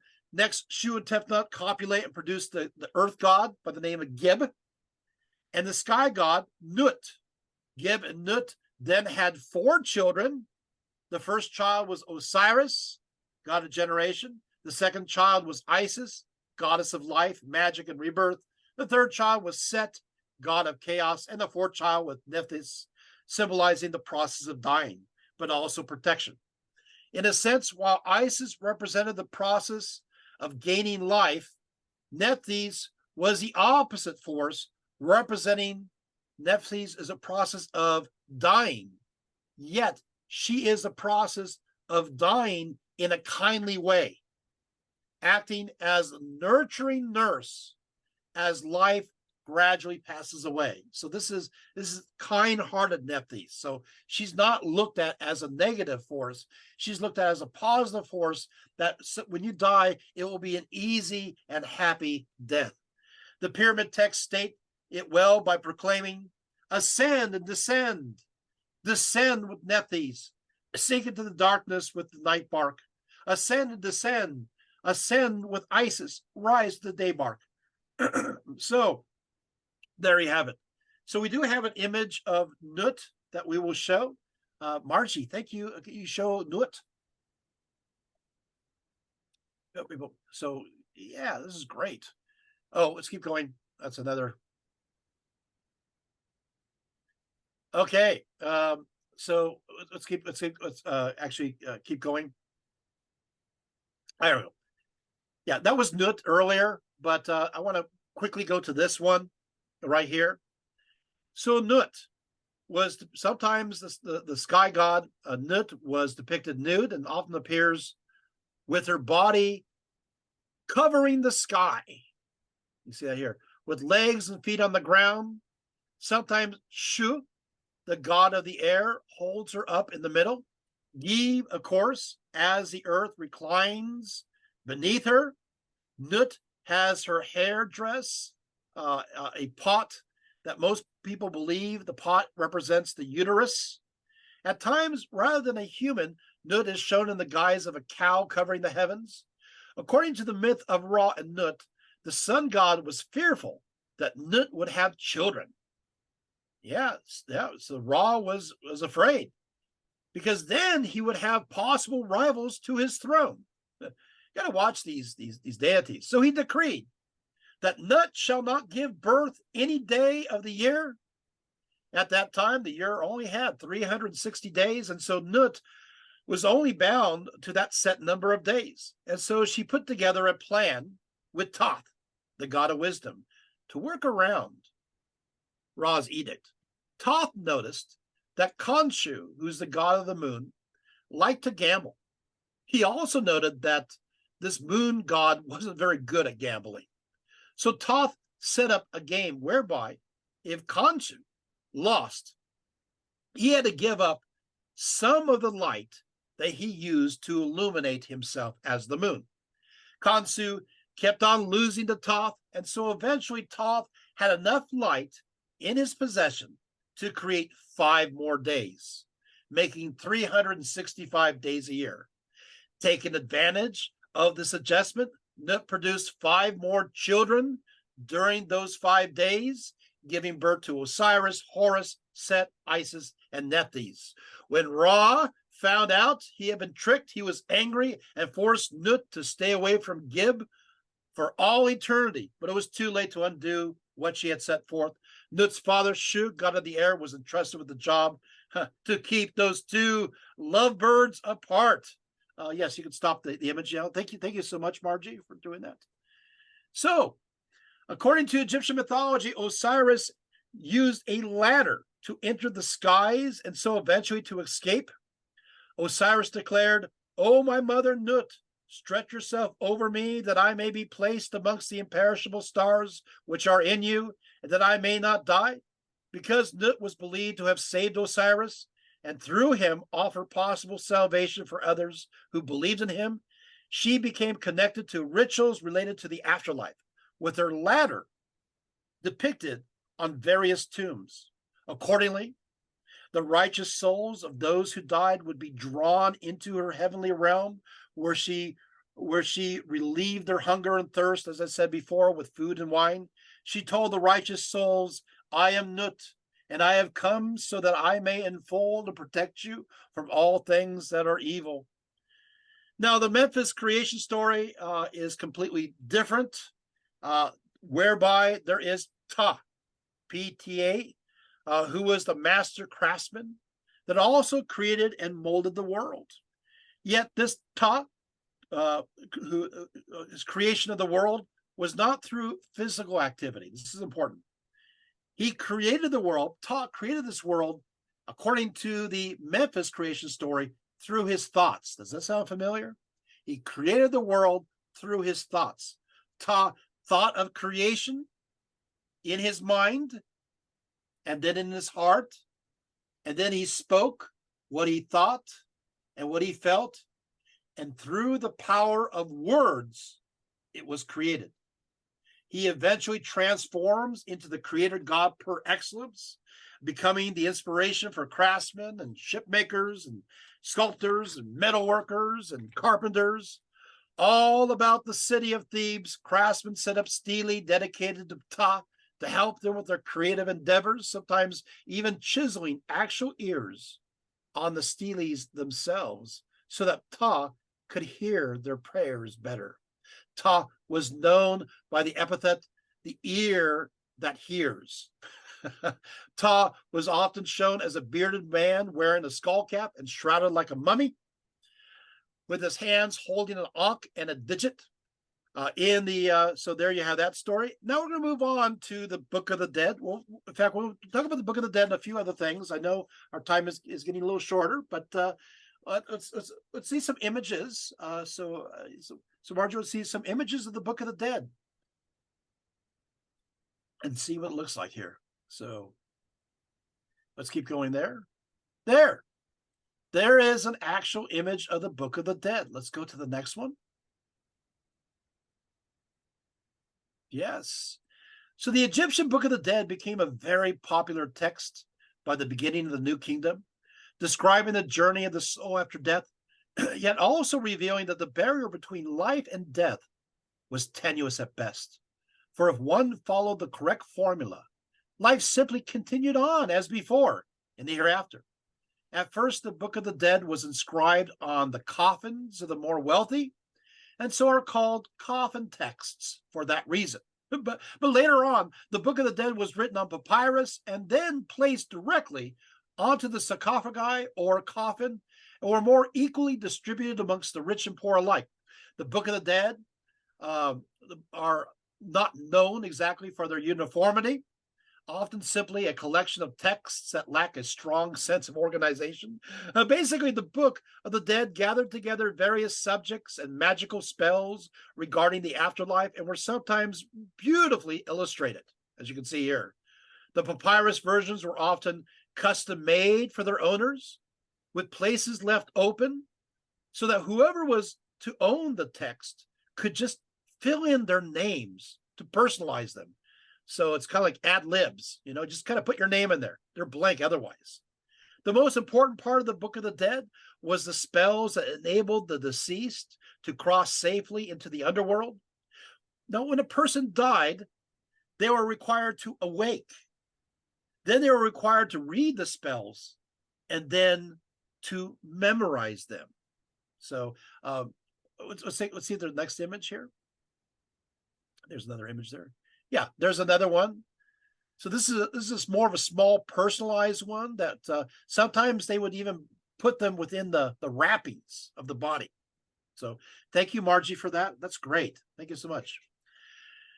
So basically, you got homework. You're dead. You're ready to go to the afterlife, and it's like, no, you got to stay because you now got to go ahead and read. You gotta read these coffin texts. You gotta read the Book of the Dead. You gotta memorize the spells. You got homework. I know. It's like you don't want to have homework. You had homework in life. So basically, a person if successful, right? If they memorized everything correctly. So this is basically you got a test, right? If successful, the gods, demons, and spirits of the underworld would be properly pleased, repulsed, and appeased via the selection of power words so that the soul may reach the weighing of the heart ceremony before the king Osiris and Ma'at, who is, of course, the goddess of truth. Anubis, the jackal-headed god, was the deity assigned to the actual holding the person's heart, as we talked about, and placed them upon the scales of judgment. And of course, as I said, it was put upon the scale here. So what will happen now is that is that the next, the Book of the Dead has been democratized. Everybody's using this, and the wealthy people are saying, "Well, we gotta come up with something even better. We got to up the ante, so to speak. So we're going to have our own special Book of the Dead that the commoners don't have anymore." And that's, of course, known as the Onduit. Okay, so what is the Onduit? Okay, it goes as follows. It really literally means that which is in the underworld. That's what it means.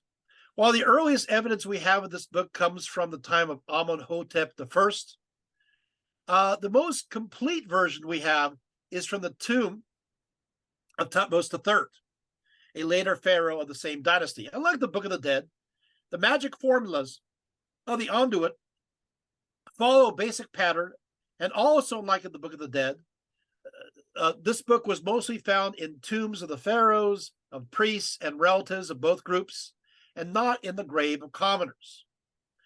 Basically, this work describes in detail the journey of the sun god Ra through the underworld just after the sun sets in the west to just before the sun rises in the east. Of course, the pharaoh was believed to make the very same journey after he died, joining Ra's celestial barge, so that the book also marked out the pharaoh's journey after death as well. Now, the underworld is portrayed as divided into 12 parts, each one representing one of the hours of the night. The purpose of the Onduit is to learn the name. You got to learn the name of each god and each monster in each one of the 12 underworld realms, so that when Ra, along with Pharaoh, encounters them, he can call upon the name of the god specific to that region to help him, and call upon the name of the monster specifically to defeat them. The magic of having one's name can be invoked as well as to repel, to bring assistance, or potentially destroy. So it is the power of giving a name. So as you go down, you got, okay, I need help from, oh, this is the god that's in charge of this region. I got his name. Hey, help me out. And that's the name of the demon or the monster that's in this realm. I'm going to say that word, and you, the god's going to help me defeat them. And this is what happens going all the way through. I'm going to tell you exactly more on this. The first hour of the night is a time of transition. So when Ra, as the sun descends into the western horizon, known as Achet. In the second hour, Ra encounters the watery world called Worms. This realm of water continues into the third hour, where he encounters the waters of Osiris. The fourth region of the underworld is the fourth hour, is the desert regions of the god Sokar, the hawk deity. Now, Ra has to navigate a treacherous zigzag path as he drags upon his snake boat upon the sand. In the fifth hour, the sun, this is important, the sun reaches the very bottom, the tomb of Osiris, which is covered, get this, the Onduit says, this tomb of Osiris is covered by a giant pyramid-shaped mound. Kind of puts the idea of the pyramid and the sacred mound together in the Onduit. Pretty cool. And this particular pyramid-shaped mound is declared as Isis covering Osiris. Isis with resurrection. And you can see the pyramid association with resurrection leaking into the conduit. Over the summit of the pyramid, which is called a myrrh, Isis and Nephthys fly about as two kites, which are Egyptian birds of prey. Beneath this tomb lies the great lake of fire for those who done wrongdoing. During the 6th hour, the soul of Ra, called in this text the Ba, united with his body. It happens to correspond to the precise moment it is believed that the sun begins its regeneration, so it may return to the realm above. So as we're going in to the 6th hour, now the energy is building up. In another version, Ra, as the sun, reunites with Osiris within a magic circle created by the serpent. That's a whole other story. Yet the journey is far from over. For in the 7th hour awaits the great serpent Apophis, also known as Apep, to destroy him. The only way for Ra to defeat Apophis is through the magic of Isis and the power of Set. But Set himself needs to be helped by Serquet. From his tomb, the pharaoh Thutmose III is shown as fighting alongside the gods and goddesses to defeat Apet, the great serpent of chaos. By doing so, of course, they clear the way for the sun to rise again the next day. The rebirth of the sun was obviously tied into the resurrection of the pharaoh himself. Apophis was often described as the great serpent or the great dragon, who is the deified representation of darkness. Also fought against Mot, the deification of light and truth, so they fight against each other. But his main opponent was indeed, of course, Ra, the god of the sun, attempting to thwart his journey through the underworld so he would not rise again to give the upper world his life-giving light.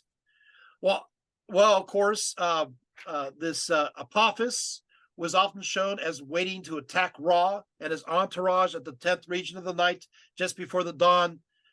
In some versions, he waited instead on the 1st region of the night where the sun sets, hiding behind the western mountain known as Baku. So there's various versions of this story. So let's go quickly to an image of this. So let's see here. So, okay, so we're looking at right here. This is the conduit now. It's a little brighter. That's great. I love that. Great to see that. Next picture. That's the conduit. That's what we're talking about. There's another image of the conduit, and you can see, I can see the image of the Ba right there on either side. I'll go to the next one. Another image of the conduit. Oh, that's great. The next one. Oh, there's Apophis. See Apophis, the snake? Yeah, so there it is. Just how Apophis was condemned to be such a terror of the underworld is disputed by various legends, with some Egyptians believing he was the previous supreme god, but was overthrown by Ra and condemned to go below, much like Zeus had condemned Kronos in Greek mythologies. Others contend that Apophis was condemned to the underworld because of some wicked action against the other gods. Typically, Apophis locked his eyes upon Ra and his followers moving along their night barge and hypnotizes them as he cut off the river of the underworld with his coils. You can see his coils right there. Second, Mot assisted sometimes Apophis. Occasionally, Apophis enters into the upper world and actually swallows Ra. Did you know that? Yeah, Apophis gets out, swallows Ra. This, of course, is on the occasion of the solar eclipse. Egyptian priests composed a special ritual work known as the Book Overthrowing Apep to help Ra and the other gods. And so we actually, I'm going to go ahead and read from this book. Spitting upon Apep, defiling Apep with the left foot, taking a lance to smite Apep, fettering Apep, taking a knife to smite Apep, putting fire upon Apep. It's kind of repetitious. So there, the word also instructs how one should make wax models of Apophis and then through sympathetic magic, ritually kill or at least wound Apophis via spitting, mutilating, or burning the image. If not, wax a drawing of the serpent Apophis would suffice, and then you just kind of destroy that. Sometimes Apophis is connected with Amit or Mot, who is connected with swallowing the souls after the weighing of the heart ceremony. So you have these interesting connections there. Thank you for showing that. Very good. Thank you so much. We're going to be wrapping up pretty soon. I'm going to be talking about two more things, and then I know time is short, but I know this is pretty interesting, right? There's another book I want to bring up. It's a lot of fun, and you don't want to miss this. And you'll see why in a second. There's a third book that relates to some things of the Amduat, but it's from the time of the New Kingdom now. So now we're in the New Kingdom. It's called the Book of Gates. This is a funerary text that describes, again, like the Amduat, the 12 hours of the sun's journey into the underworld. With this funerary text also describing, going a little bit further, it also goes into talking about, for example, how there's 4 tribes of humanity. First, you have the Egyptians. Second, those known as the Asiatics. Third, the Libyans. And fourth, the Nubians. But anyway, according to this work, the soul was required to pass through a series of gates, with each gate guarded by a goddess, who are only special to each gate and are not mentioned in any other context. So making them very unknown in many ways. We don't know who these goddesses are. They're mysteries for the most part, except for the last one. Each of these goddesses wear a 5-pointed star above their heads. Some contend that these goddesses are actually representations of the most prominent stars to appear in the sky during these 12 hours of night. So that you'll see this star more prominent, and then that star more prominent, and each of these goddesses are connected with those stars. Now, how the soul passes through each goddess guarding each gate is to know and proclaim each of their characteristic titles. If the soul knows the title, they may proceed. But if they do not know, they may be cast into the lake of fire. For the first gate, guarded by the goddess of the first hour of night, the soul proclaims as follows. I'll just go ahead and I'll help you through the first gate. Is that okay? Just give you a little nudge. You're supposed to proclaim as follows: splitter of the heads of the enemies of Ra. Hey, I'm giving away the secrets. You want to write these down? So you say splitter of the heads of the enemies of Ra, and you pass on to the second gate, and the goddess, and the hour. You guys want to know the next one? Sure, I'll tell you. I'll get you the other side. The next thing you say is wise guard of the Lord. There we go. The next declaration are as follows. For the third goddess, you have to say the one who cuts through. The fourth, you say the one of the great power. The fifth, you say she who is on her boat. She who is on her boat. That's almost sounds like a celestial reference. Does that make sense? It looks like you're looking at the sky. It looks like that it's somebody that's in a boat. The sixth is successful leader.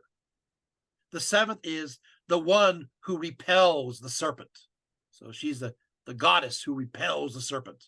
The eighth is lady of the night. Are you guys going to be hung up on number 8? You're the lady of the night. The ninth is she who is in adoration. She who is in adoration. These seem to be pretty nice, except when you get to the 10th one. The one who beheads rebels. The 11th is the star who repels rebels.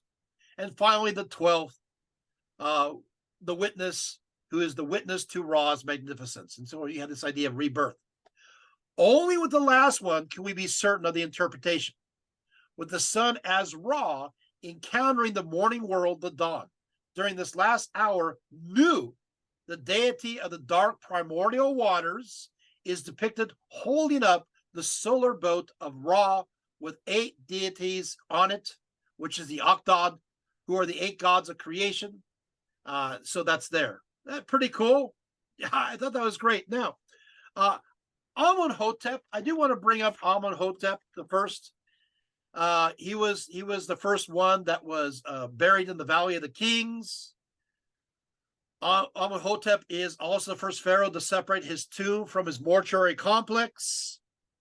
And what's interesting here, I just want to bring up, is that we have somebody may be interested in this. We have from his reign, we have what's called the Ebers papyrus, and it contains 700 magical formulas and remedies to cure you, and it's believed to be a medical manual. Since we have a birthday girl here tonight, I decided that let's read excerpts from she's a doctor, excerpts from a medical manual, again connected to magic, during the time of Amenhotep I, who reigned approximately from 1526 BCE to 1506 BCE. It's called the Ebers papyrus. Okay, so basically, if you suffer from asthma, the manual recommends that one collects certain herbs and then heat them on a brick so that one suffering affliction can inhale their fumes, which seems to be rational, but they mentioned the herbs in there. If a person is trying to protect their clothes from mice and rats, one is to, okay, get this. You're trying to protect your clothes from mice and rats. One is to smear cat fat upon them, and this is believed to magically ward off this vermin away. If you're having bowel problems, one is to combine a weed known as melliot with one date, cook them together in oil, and then anoint the afflicted area. The manual states, for the evacuation of the belly, you want to evacuate the belly, use cow's milk, grains, honey, mash, sift, and cook, and take in 4 portions. So you make basically cow's milk, grain, and honey, and you mix it all together, and that'll make you kind of throw it all up. To prevent getting pregnant, the woman was to smear a paste of dates, acacia, and honey upon wool, and then they were to place it inside of them as a depository. As for the ward away death, it was recommended that one will eat half an onion. So this is going to tell you, you want to keep death away from you. Here it is. You eat half an onion along with some beer, and this was considered, quote, a delightful remedy against death. So basically, you'll have bad breath, but you'll keep on living. So those onions, onions and beer. Yeah, you heard it from me. There you have it. And we will close with this last one because we have somebody here tonight who wants to hear it. And that is, let's talk about Hatshepsut, and we're going to go a little bit further. Let's go there. So Hatshepsut, while the pharaoh Ahmose I had focused his efforts on defeating the Hyksos during the second interval, Thutmose the first had conquered much of Egypt and also took Syro-Palestine to the Euphrates. Hatshepsut, 1479 to 1458, is known as the pharaoh who reestablished all trade networks disrupted during the second intermediate period, and by doing so, ushered in a period of great economic growth. So let's go to some pictures real quick, and we will see. So, there's more of the. This is the gate. This is the gate, the heaven, the gate of the gates of the goddess. Keep going. Okay. This is Amenhotep. The guy. Remember the guy that had the Amenhotep the first? That's him. By the way, he was deified and worshipped as a god later on, and you kind of see that here. Next one. There she is. There's Hatshepsut. There she is. A female pharaoh. Of course, there's quite a few female pharaohs even before this. That's a whole other talk that I did. Hatshepsut organized Egypt after the terrible time of the second intermediate period under the Hyksos. As I said before, you had Ahmose I defeated them. Thutmose I continued to defeat them, and then, of course, took over much of the Middle East to the Euphrates. But she's great at infrastructure. But she's also about balance. We'll talk about religion in a few seconds. What happens is as follows. Hatshepsut was one of the greatest builders of ancient Egypt, leaving many monuments of her rule all above the land of the Nile, and her statues are so numerous that they are found virtually in every major museum. Now, the precinct of the goddess Mut at Karnak, greatly damaged from the rage of the Hyksos during the second intermediate period, continued to be left in ruins. Even in the New Kingdom, she rebuilt that. She also built the Red Chapel of Karnak. But at a place near Beni Hassan, located in Upper Egypt, about 152 miles south of Cairo, Hatshepsut built an underground temple dedicated to the goddess Pakhet. The goddess Pakhet. Who is the goddess Pakhet? Let's go to the next picture. Not very good. This is the goddess Pakhet. You can see it's pretty. It's a very small, poor picture quality. Okay, we'll end up there. So thank you so much. Pakhet is a fusion. Basically, a fusion between two lioness goddesses. She's a fusion between Sekhmet of Upper Egypt and Bast or Bastet of Lower Egypt. In a sense, Pakhet was a cultural compromise between these two well-revered feline Egyptian goddesses and was worshipped primarily in regions where the two border one another.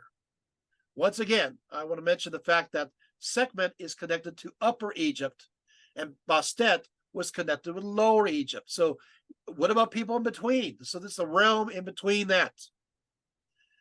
So what happens, Pakhet was not as ferocious as Sekhmet, but also not as domesticated as Bastet. The name Pakhet means she who snatches or she who tears. Of Pakhet, the coffin texts declare as follows: O you of the dawn who wake and sleep, O you who are in limpness, dwelling after time in Nedet, I have appeared as Pakhet the Great, whose eyes are keen and whose claws are sharp, the lioness who sees and catches by night. Unquote. She was much like a wild cat or a desert lynx, hunting her prey by night, always alert to the slightest movement under her watchful eye. Because of this characteristic, her epithet was night huntress with sharp eye and pointed claw. Egyptians saw Pakhet's protective fierceness as masking her ideal goddess to call upon during the times of war, and eventually was looked upon as a war goddess too. Pakhet is typically portrayed as either a feline or a human with a feline head, looking either like Bastet or Wildcat, or certainly sometimes even like Sekhmet. Often various depictions of Pakhet, she is either shown with her claws wrapped about a snake or another prey of some kind, or standing over them in the victorious posture. Yet while her worshippers emphasized her ferocious mannerisms, they also strove to assert her very feminine nature as a goddess. Fierce, because she has to be a mother against potential forces or foes. And so she, as this divine mother, will show no mercy otherwise. For many of the Egyptians, Pakhet was the protectress of mothers, and so worshipped by mothers all about Egypt. Pakhet was a regional goddess who is often called the goddess of the mouth of the Wadi, or she who opens the ways of the stormy rains, because the regions where she oriented from is covered with narrow valleys that are called wadis that instantly turn into flash flood zones during torrential rains. That's why, so it looks dry and all of a sudden, whoom, swift, it's flooded. Apparently, the goddess Paquette was appealed to for safety in events of these floods, along with for many other reasons. Much like Sekhmet, Paquette was the goddess believed to be the force behind desert storms. Paquette was also declared as Weret Haku, which means she who has great magic, an epithet shared by Isis and Hathor, revealing that Paquette had connections with these two goddesses as well. In fact, in this association, many mummified hawks were also found here, since Hathor was the mother of the hawk god Horus, so you see connections there. The pharaoh Seti I claimed that Paquette was his mother. So Pharaoh actually said that Paquette, that's my mom. He declared the egg, that being the son, of Ra, whom Paquette has given birth to, whom the one great in magic has made to come into being. The temple, by the way, it consists of a great underground complex of passageways and grand chambers that you can visit if you want to. That's great. The catacomb of the temple of Paquette are filled with mummified cats brought to this site from all of Egypt, intended to be dedicated to her in the form of Bastet and Sekhmet. Hatshepsut states, the pharaoh, she states the following in an inscription from the shrine. She says, the pharaoh says, she says, Paquette the Great, who traverses the valleys in the midst of the Eastland, whose ways are storm-beaten, I made her temple with that which was due to her Enneads of gods. The doors were of acacia wood, fitted with bronze at the seasons. The priests knew this. Her city, I made divine their temples, furnished with that which comes forth. The offering table has wrought with silver and gold, chests of linen, every vessel that abides in the place. Wow. By the Ptolemaic era, the cave was renamed the Speos Artemidos, which in Greek means the cave of Artemis. For Paquette becomes understood by the Greeks as, well, as you can see, as the hunter, since they correlated her with the great goddess of the moon and hunt, Artemis herself. Near the great underground temple dedicated to the goddess Paquette, Hatshepsut built a second, smaller temple to Paquette, but this time a shrine was both in her name and in the name of her daughter Nefer, who was also the daughter of Thutmose II. When Hatshepsut was elevated to pharaoh after the death of Thutmose II, she bestowed her title, godwife of Amun, upon her daughter, meaning that Nefer was now high priestess of the cult of Amun. According to local Theban myth, the pharaoh was supposed to be the offering of a human mother and the great invisible creator god Amun himself. This tradition was actually a Theban innovation, for prior to the rise of Thebes, the pharaoh was only became a deity upon his death, but now the Theban story made him or her half human and half the offspring of Amun. They are both human and God while they are still alive, both divine and man, or divine and woman. In the role of God's wife of Amun, Nefer, her daughter, is depicted in her mother's red chapel of Karnak as performing a ritual ceremony with a priest that appears to be connected with destroying the names of their enemies, and of course, by destroying their names, destroying them magically as well. Hatshepsut also gave Nefer two other titles, that of Lady of Upper and Lower Egypt and Mistress of the Lands, and offered her powers untypical at that time, whereby her daughter was able to dedicate buildings and make public appearances in a manner almost like the queen herself. Nefer was probably still alive when her mother died, and when her brother Thutmose III became full pharaoh, as she's depicted as alive in Hatshepsut's funerary temple, but probably died soon after and didn't have any viable offspring. So, and we do have her body, Hatshepsut's body, but we have a CT scan on her. We know what she looks like. Interesting is that Hatshepsut, her nail polish was black and red. She was a little bit overweight, had many skin lesions and extensive tooth decay. There's indications of insulin problems as well, possibly diabetes. And she also had what's called alopecia. And so she's missing bits of hair. So, of course, you have Hatshepsut, and then obviously you have Thutmose III, and then Thutmose IV. And then, of course, eventually you have Akhenaten. And this is, I will show these pictures, but this is where I will stop my talk, but I will show these pictures. I'll just say something about Akhenaten. What will happen is, so the next picture there. So yeah, okay. Oh, that's another picture of Prakrit. That's great. You can see her there. Next one. Yes. Okay. So Akhenaten. So I don't want to spend. This is a whole other talk, but basically what happens is that we realize that the cult of Ra, now becoming the cult of Amun-Ra, becomes really powerful, too powerful, to the point where many of the pharaohs felt like they were in competition with those priests of Amun-Ra, telling them kind of what to do. And so they'll all rise Akhenaten. Akhenaten, what he'll do is he will declare that that there will be no more worships of Ra. Instead, or Amun-Ra.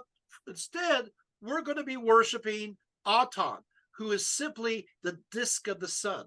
The sun, but doesn't represent anything because it's beyond comprehension. And so what he does is Akhenaten, with his wife Nefertiti, they form a monotheistic Egyptian belief system where there is only one God, and the representative, of course, happens to be Akhenaten. Let's go to the next image. And you can see there, they're kind of look kind of interesting. You can see the disk of the sun above. Go to the next image. That's Nefertiti and him. And there's another picture of the two together, Nefertiti and Akhenaten. It's very essential. Great lines. Thank you, Margie, for that. And then, of course, after that, what happens is Nefertiti actually does become pharaoh after him. We now know that. And then, of course, a few pharaohs later, and we have Tutankhamun, and that's yet another talk. But I think I've done my job today. I got through the pre-dynastic period. I got through the Old Kingdom. I got through the Middle Kingdom, and I got mostly through the New Kingdom. Of course, I have more notes, but I don't want to. I think this is the perfect place to conclude. We do have a real good idea of what Egyptian religion is all about. What was so interesting is that you can even see here various precedents, whether it be the cannibal texts or the half god, half man concepts, or whatever, certain kinds of, or the idea of the creation of the world, certain concepts that will connect to not only Christianity, but even earlier, some ideas that connect with Judaism as it develops. And of course, many believe that the Hebrews, the Jews, were in Egypt during the New Kingdom period of time. And of course, we'll get out around the 1200s with the arrivals of the Sea Peoples, and then they will be released from there. Okay, but and maybe there's influence there. Maybe there's a connection there, and that's something for another topic at another time. But I hope you enjoyed the magic and the mystery and possibly even the mirth of this conversation that I've been having with you. And I hope you enjoyed this. And thank you so much for being here. Whew. So I guess I will set the night barge and head on down to the other side. And may I rise the next day with Ra himself in the day barge to set a new day and a new perspective and a new way of life. Thank you so much.